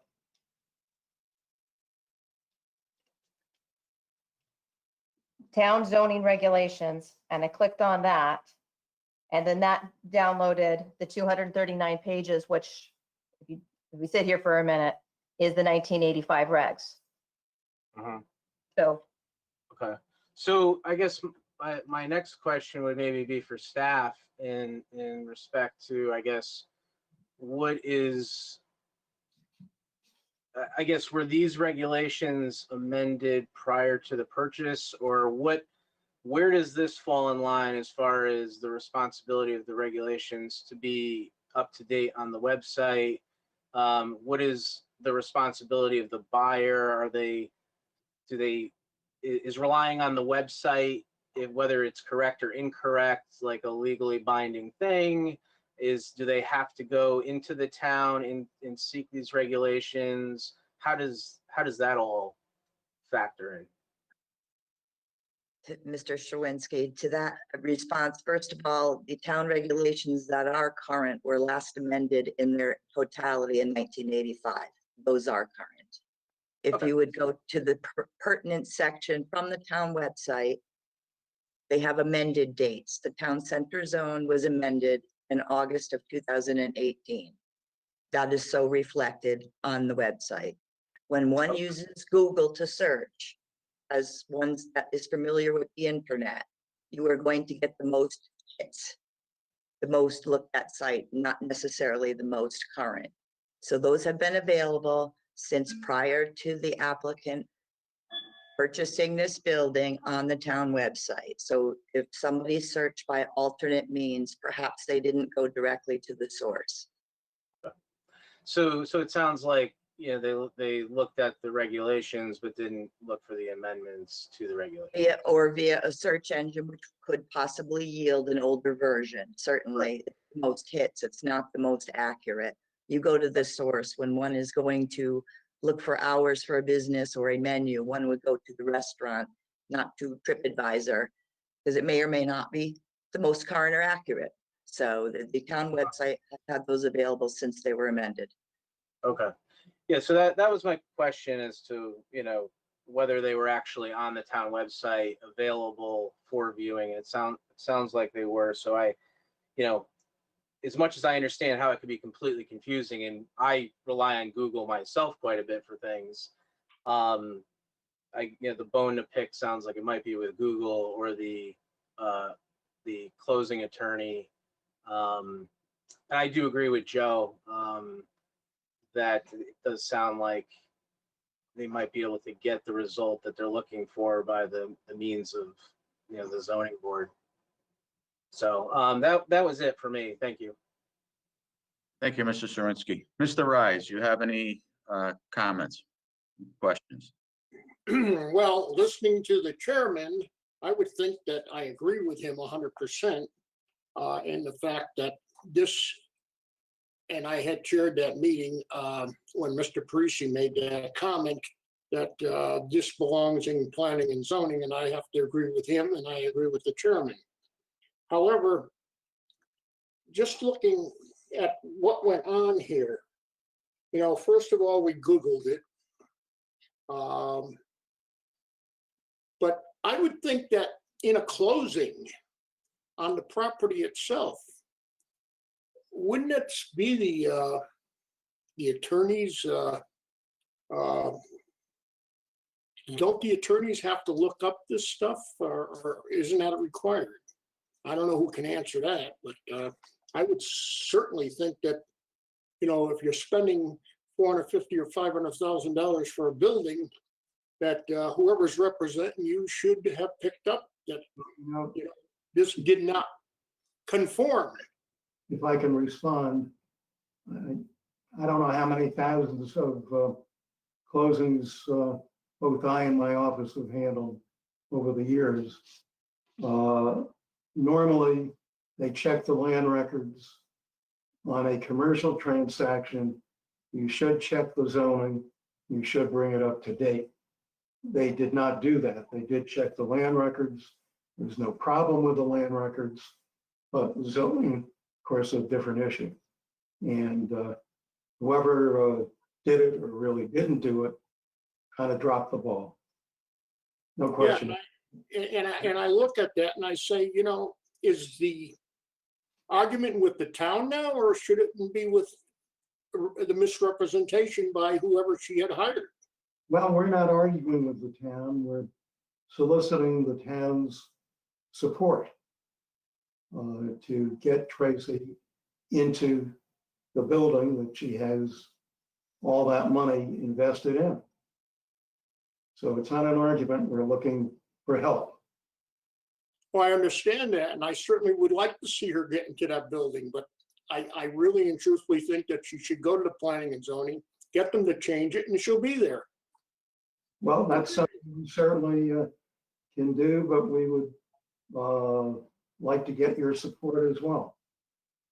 Well, thank you. That's all I have, Mr. Chairman. Thank you, Ray. Yeah, I appreciate her investment. I don't doubt she's gonna be a good asset to the downtown area, but I believe she needs to go in front of planning and zoning for amendment change, and they would hopefully straighten out what they missed. I'm gonna go out to the public to see if anybody wants to speak.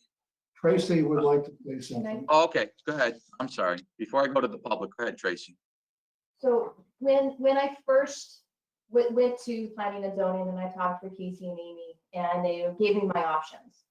They said that if I went to the ZBA, that I could probably get this pushed through in 30 to 60 days. They said if I chose the other avenue of changing the zoning regs, that could take me 6 months, a year or more to do that.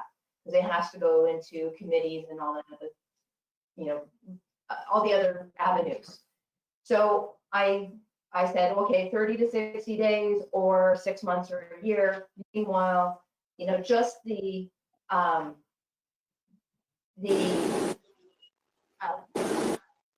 word I'm looking for, the taxes on this bill are $1,000 a month. So now we had COVID that happened. So now rather than being 30 to 60 days, we're now 8 months. And if we start into the planning and zoning portion of this, we're still looking at another 6 months, possibly more, before this is all through. And every month, you know, more, I'm just throwing more money at this building. And, you know, that, I don't know about you, but that's a lot of money, and it gets expensive every single month. And I, believe me when I tell you, I appreciate your investment. I really do. But your hardship that you're looking to get, there is no hardship. And again, planning and zoning had discussed this back in February, that they saw that there's possibly, I guess what they thought at the beginning was they didn't want medical, but now they're seeing that it would be a good addition. And they are willing to talk about it. I'm gonna just say, I'm not, this is not gospel or anything, but I would believe that if you went to them and got in on them on March, you might have been through it already. Just my opinion. That is just my opinion. I've seen where they've taken it up and it takes them 2 or 3 months to make a decision. This might have been something quicker because they would have realized already what, where they made the mistake. That's just my opinion. You know, again, I appreciate your investment, but I think that's where you need to go to get this rectified. So if you don't have anything further you'd like to add, I'd like to go to the public to see what your comments are. Yeah, I'd like to say something. Okay, please state your name and address for the record. Bruce Summers, 1 Lincoln Drive, Wallingford. I've been a resident here for about 6 years. I came from Fairfield under the advisement of my brother, who's been 40 years here. And I love the town, and it's a great town. I think what you have been saying for what me to say, for I'm to say, is probably a moot point at this time. But I know Tracy, Dr. Tracy. I started as a patient for over 4 years ago. I've become a business associate as her plumber, and I've toured the building. I've seen the facilities, and it is a great facility. And I think for the street, Lower Center Street, I personally think it's extremely underutilized. I mean, you have four hair salons, a couple of restaurants, and a couple of storefronts, and I don't think the traffic down there is anything like it is up on Main Street, and it needs a good boost in the arm. And I think that Dr. Tracy's business practice and the way she operates her business is going to be a tremendous asset to bringing more traffic to that lower area. She is jammed in her small space that she has now, and it'll really, I think, boost that area. And I said she's a good person. She's a good, honest business person, and she will be a huge asset to that area. And I think I can't think of anything else to say other than I hope you can find favor in hers with her, or help the zoning board make some changes. Thank you. Thank you. Would anybody else like to speak in favor of this application? Excuse me. Yes, I would. I'm Mary Ann Summers. My husband Bruce, we live at Lincoln Drive. I am a patient with Dr. Tracy. To go into her building right now, anyone who has bad back, bad legs, bad knees, it's very difficult to walk upstairs when you are in pain. You don't have to be in a wheelchair to be handicapped. To be able to park in the back of a building and to walk directly into her office would be, and just stay on the same floor, would be such a help to people in pain. I just saw last week an elderly woman who needed assistance to not only walk, but to walk down the stairs. And she was in horrific pain. For Dr. Tracy to be on one level, to park on one level, it would be a great help to people who are handicapped. And I want to thank her, and I want to thank all of you people for listening to me. Thank you. Thank you. I saw Ms. Benham, if Yes. that's correct. Go ahead. Thank you. We've all heard about how successful Dr. Mullen's business is, and certainly I feel that moving it up a block further uptown will only enhance the town further. Certainly pedestrian friendly. My husband and I purchased the American Legion building many years ago, and certainly are very aware of zoning and and what it is for the town of Wallingford to have an empty building sit there, and especially a beautiful empty building as the one that Dr. Malton has purchased. I strongly feel that this should be something that should be allowed, and it would only enhance our town for it to be allowed. I understand all the zoning regs. Believe me, my husband and I went through them for many months, and I think for many of you who know the American Legion building, what it was and what it is now, would agree with that. I think Dr. Mullen, I think she summed it up very well when she said that all winners could be here, and I really do believe that the town of Wallingford can be that one of those winners. Thank you for your time. Can I have your name and I got your name, but your address for the record, please? 41 South Main Street. Thank you very much. Thank you. Anyone else like to speak in favor of this application? My name is Betsy Gonzalez. I live in Meriden, 64 Sweet Birch Drive. And I am disabled due to osteoarthritis, and I find it very difficult to walk upstairs. And I would love to stay with Dr. Tracy. I think she's a fabulous chiropractor, and I ask you to please give her this variance. I think she has proven her case overwhelmingly. Thank you. You're welcome. Thank you. Anybody else like to speak in favor of this application? Yes. I would. And who's that? Can you hear me? Please. Yes. My name is Joseph Simmons. I live on 12 Carter Trail. I've submitted a letter previously. Okay, go ahead. I'm a patient of Dr. Tracy's, and you know, I have more of a question. You know, that this is about retail space in some extent. Is there a minimum square footage that for a building to be considered retail use? I have purchased products from Dr. Tracy as well as utilizing her chiropractic services. So, you know, she is also a retail space, albeit a smaller portion in percentage of square footage. Does the law require a certain square? Yes, I'll refer this to Amy, staff. Good evening, and in response to your question, first of all, this is not that it's not a permitted use in Wallingford. The new amendment to the regulations just do not allow it within 50 feet ground level street front.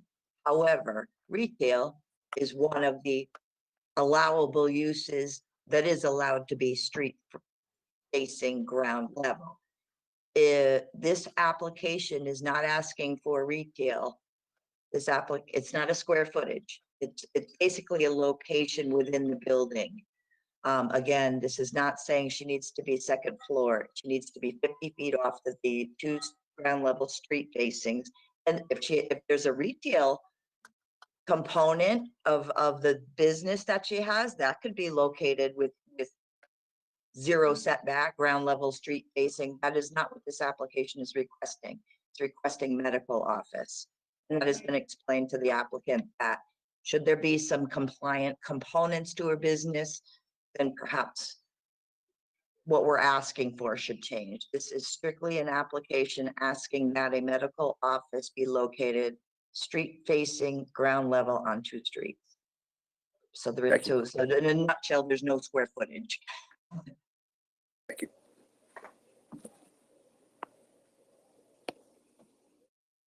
Do you have anything further? You're all set. Is there anybody else like to speak in favor of this application?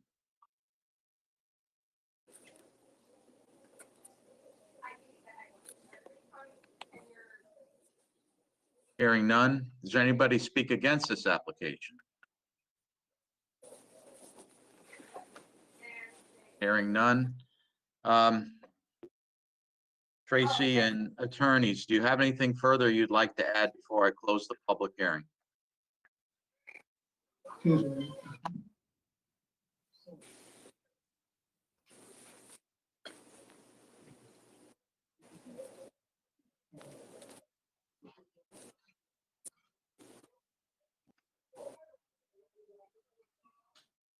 No, Mr. Chairman. Disappeared. We need to get you. I'm sorry, go ahead. Still there, okay. Just a thought. I understand that I think almost unanimously, the members of the board would like to see Tracy in that building.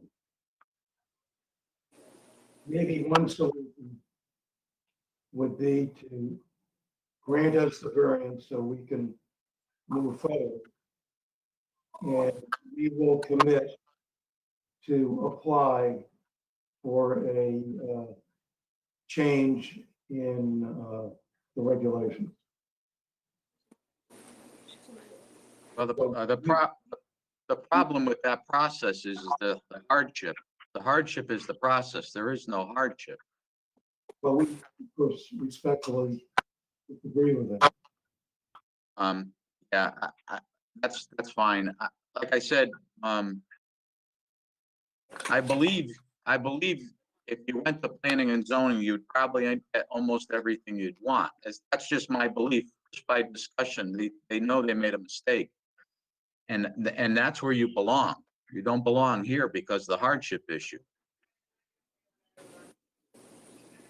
mean, that's the truth of the matter. And again, I wasn't at the February meeting, but I watched it. I called staff. I read all the documents. And back in February, the board suggested and said that you should go to, your fight is with planning and zoning, not with us. And that's where you should be. Well, it was a matter of timing, as Tracy explained. And I know nothing about the February meeting. I wasn't there, didn't participate. But we're looking for your help tonight. Okay, is there anything further you'd like to add before I close the public hearing? I think we've presented our case. Anything anyone would like to say? Tracy? No. I guess we're all set. Thank you very much. Again, I really appreciate her investment. I really do. And I think everybody on the board does. We want to see something happen downtown. We really do. But, you know, again, you belong in front of planning and zoning and not us. It's just a matter of, you know, the hardship issue. But at this time, I'm going to close the public hearing and open up for discussion and possible action by the board. Before we get a motion or whatever, Mr. Conroy, do you have any comments you'd like to make? No, thank you. I made mine. Okay, Mr. Wolfer. Yes, I do, Mr. Chairman. And I think I would be remiss if I didn't speak to everyone concerning the memorandum that our Corporation Counsel, Janice Small, submitted to the record tonight. I just want to highlight some of the items here that certainly add to the discussion that we've had tonight. First of all, number 2, when admirable, the support of the applicant's clients is not relative to the legal test applicable to the granting of a variance. The second one is a quote from a case law, Varillo versus ZBA, 155 Connecticut in 2015. A variance is not a tool of convenience, but one of necessity. There are not to be granted when a reasonable use already is present or plainly is possible under the regulations, but an owner prefers otherwise. Also, number 3, nowhere in the material submitted by the applicant is there an explanation as to why the planning department was not directly consulted. Further, reliance on a Google search is legally insufficient. And finally, the claim of lack of knowledge of the zone change is not legally sufficient to create an undue hardship. The regulation was enacted properly. Thank you, Mr. Chairman. Thank you, Mr. Wolfer. Mr. Sherwinski, do you have any comments you want to make before we go for a motion?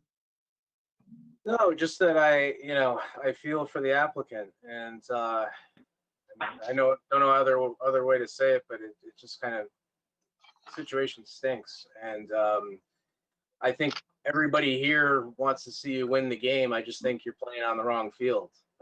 So I think the right field that this game needs to be played on is the Planning and Zoning Commission. And I echo what the chairman said, that I think that that's where you should be going to play the game and get the result that you're looking for. And I certainly wish you nothing but the best of luck. That's it. Thank you. Mr. Rice, you have any comment before we go for a motion? I think I've said just about what I wanted to say, other than the fact that I feel sorry for her, because evidently in the beginning there, when the closing was being done, she wasn't advised right. And I really think that there should be some recourse on her part, going back to her original counsel and having something done there. But however, it still needs to go to planning and zoning like everybody else feels. That's all I have. Thank you, Mr. Rice. All right, can we get a motion and a second, please? I'll make a motion to approve the variance request to allow office use ground level street facing on two sides where office must be located. 50 feet from ground level street facing is shown on submitted first floor plan prepared by Lazarus and Sargent, dated July 6, 2020. Second. Thank you for the motion and a second. Mr. Conroy, motion to I approve. vote yes to approve. Mr. Wolfer, No to approve. Mr. Sherwinski, Unfortunately, I have to say no to approve. Mr. Rise, No to approve. and I also vote no. Your application's been denied, and I really am sorry about that, but your fight is with the Planning and Zoning Commission. Well, thank you for listening to us. Thank you for your time, and again, thank you for the investment in Wallingford. Next application, 20-018, variance request for non-conforming use, front yard setback, side yard setback for Cardona, 1179 South Broad Street. I need to make a correction here. Bruce Conroy had to leave, and Karen Harris will be sitting in and voting on this application. Mr. Secretary, do you have any correspondence? Yes, Mr. Chairman. Sorry, I'm shuffling around papers here. Let's see, we are on 20-18, variance request, non-conforming use, front yard setback, side yard setbacks, Cardona, 1179 South Broad Street. Applicant proposes to add a vertical addition and front porch to the dwelling located at 1179 South Broad Street in a CB 40 zone.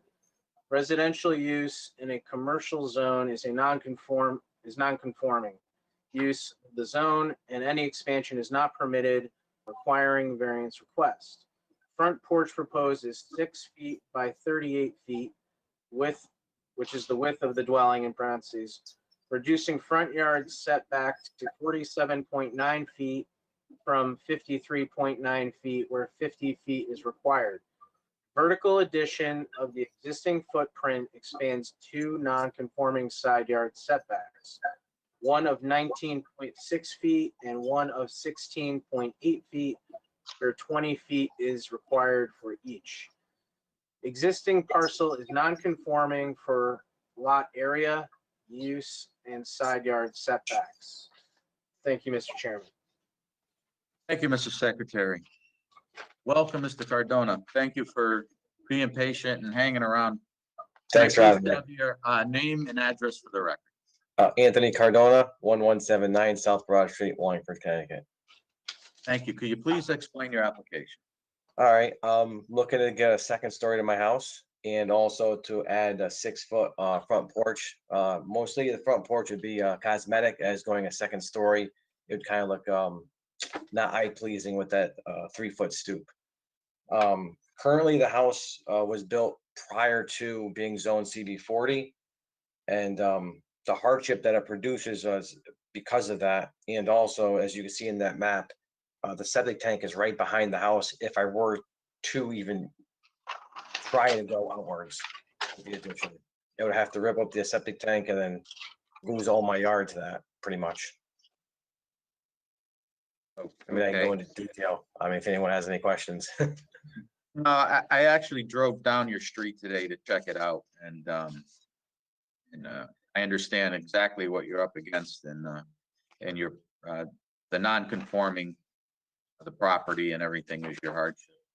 So I'll go out and see if anybody's got any questions. Mr. Wilford, do you have any questions for the applicant? No, Mr. Chairman. Okay, Karen Harris, do you have any questions for the applicant? No, Mr. Chairman. Mr. Rise, do you have any questions for the applicant? I don't, Mr. Chairman. Mr. Sherwinski? I do not, Mr. Chairman. Thank you. Okay. Let me go out to the public and see if there's anybody here speak in favor of this application. Anybody speak against this application? Hearing none. Do you have anything further, Mr. Cardone, you'd like to add? The only thing I can add to that, I mean, it doesn't go against, I mean, it doesn't go with the hardship, but it's the reason why I moved into this house is because I am taking care of my father who lives next door, and that's a 1-story slab. So that's why we're trying to expand, because this house is obviously small in the house I lived at. I previously lived at 17 Megan Lane, Wallingford. So that's the only reason why I'm here now. Okay. So I'm going to close the public hearing, open it up for discussion and possible action by the board. I don't know. Has anybody got anything they want to add to this, or do you want to just go into a motion and a vote?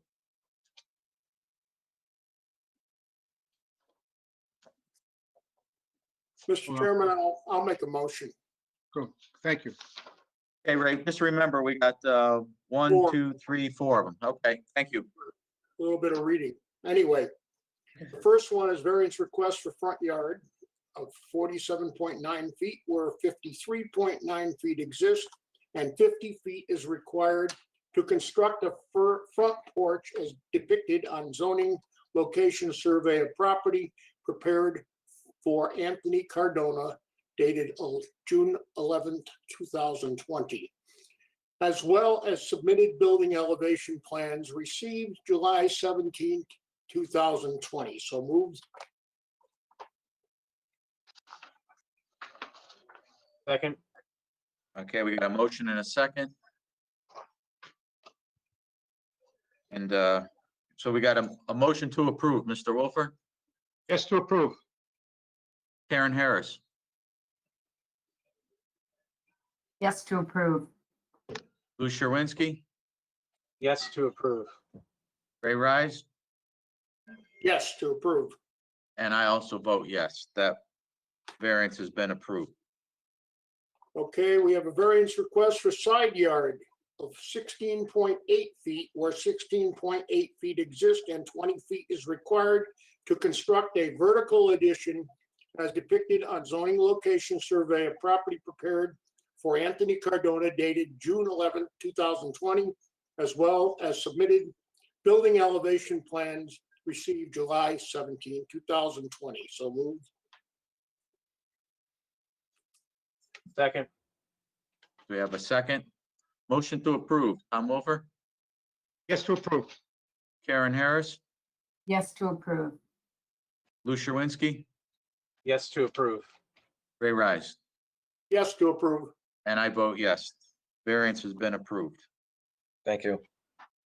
Variance request for expansion of non-conforming use residential in a CB40 district commercial where no expansion is permitted to construct a vertical addition and front porch is depicted on zoning location survey of property prepared for Anthony Cardona dated June 11, 2020, as well as submitted building elevation plans received July 17, 2020. So moved. Did I do the wrong one? Well, go ahead. We'll vote on this, then you got to go back up one. Okay. Second. Motion to approve, Tom Wolfer, Yes, to approve. Karen Harris, Yes, to approve. Lou Sherwinski, Yes, to approve. Ray Rise, Yes, to approve. and I vote yes. Variance been approved. Okay, now I'll go back to the one that I missed.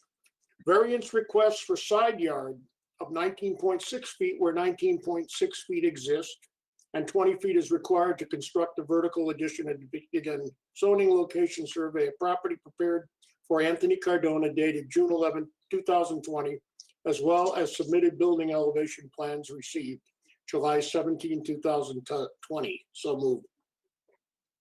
Second. Motion to approve, Tom Wolfer, Yes, to approve. Karen Harris, Yes, to approve. Lou Sherwinski, Yes, to approve. Ray Rise, Yes, to approve. and I vote yes. Your application has been approved. Good luck. Thank you very much. Appreciate it. You're welcome. Thank you for sticking it out. No problem.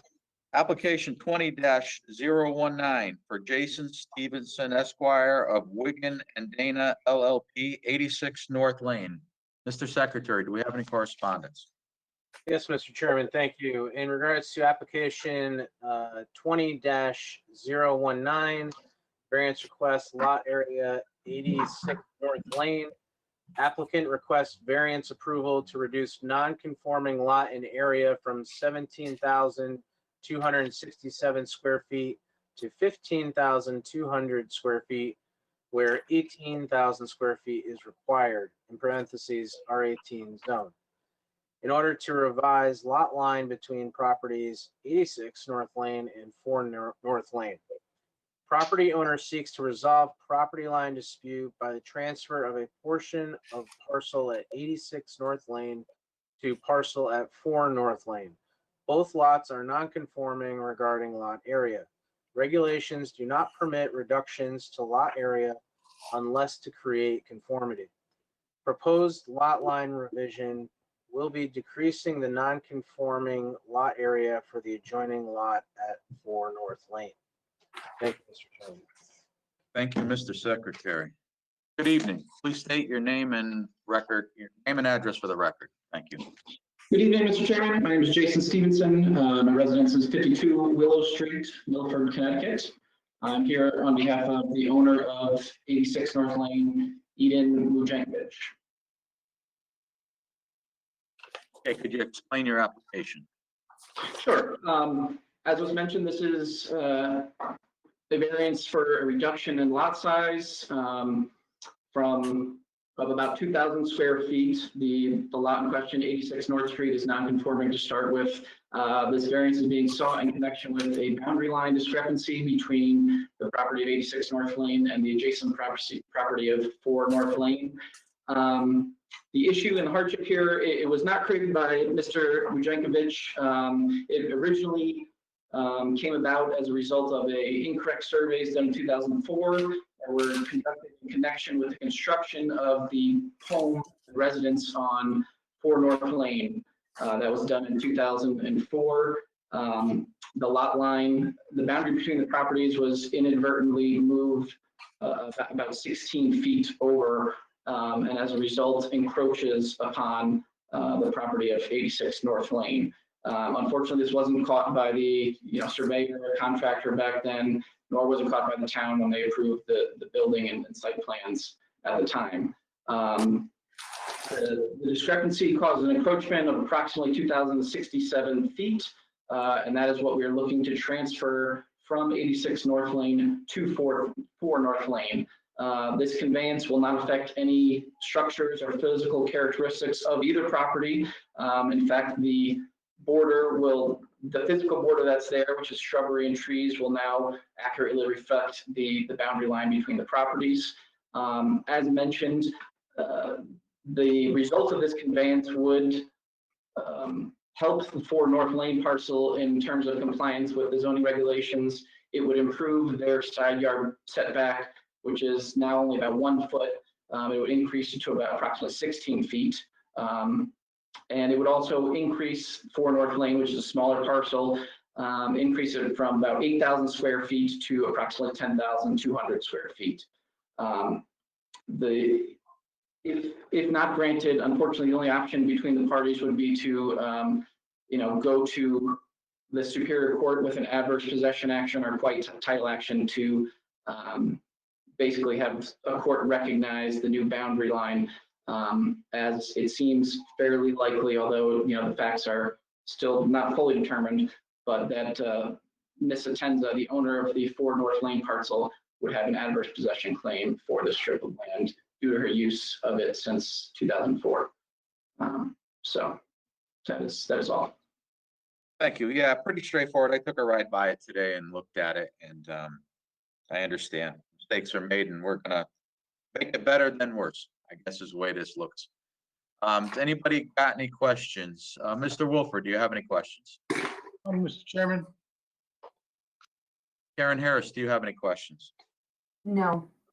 I too drove by it and I can see exactly what you're talking about. But I have no questions. Thank you. Mr. Sherwinski? No, Mr. Chairman, thank you. Mr. Rise? I don't, Mr. Chairman. And let me see if there's anybody in the public, does anybody speak in favor of this application? Anybody here to speak against this application? Hearing none, do you have anything further that you'd like to add before I close the public hearing? I would just like to thank Amy for her cooperation and assistance. That is all. Thank you. All right, I'm going to close the public hearing, open it up for discussion and possible action for the board. I don't think there's really much to discuss, so could we get a motion? Mr. Chairman, this is Lou Sherwinski. I make a motion on variance request 20-019, Jason Stevenson, Esquire of Wigan and Dana, LLP, 86 North Lane, for variance request to allow reduction in lot area, creating increase in nonconformity in order to transfer a portion of lot where any increase to existing nonconformity is prohibited as depicted on property / boundary survey, boundary line agreement 86 North Lane and 4 North Lane dated June 1st, 2000. That's it. Was that a motion to approve, Luke? Yes, motion to approve. I'm sorry. That's okay. Very good. Thank you. Can I get a second? second, A second. Motion to approve. Tom Wolfer, yes to approve. Karen Harris, Yes to approve. Lou Sherwinski, Yes to approve. Ray Rise, Yes to approve. and I vote yes. Your application's been approved. Thank you for your time. Thank you. So I guess, can I get a motion to approve the minutes? Motion to approve the minutes, Mr. Chairman? Yes. All in favor? Aye. Can I get a motion to adjourn? Make a motion to adjourn, Mr. Chairman. All in favor? Aye. Well, thank you, everybody, for being here tonight. Good job. Very good job. I saw a lot of good things out of everybody tonight. I appreciate it. And Amy's breathing over here now, so thanks, everybody. Good night. Thank you, everyone. He did a good job too. Yeah, everybody did a good job tonight. Thank you. Appreciate it very much.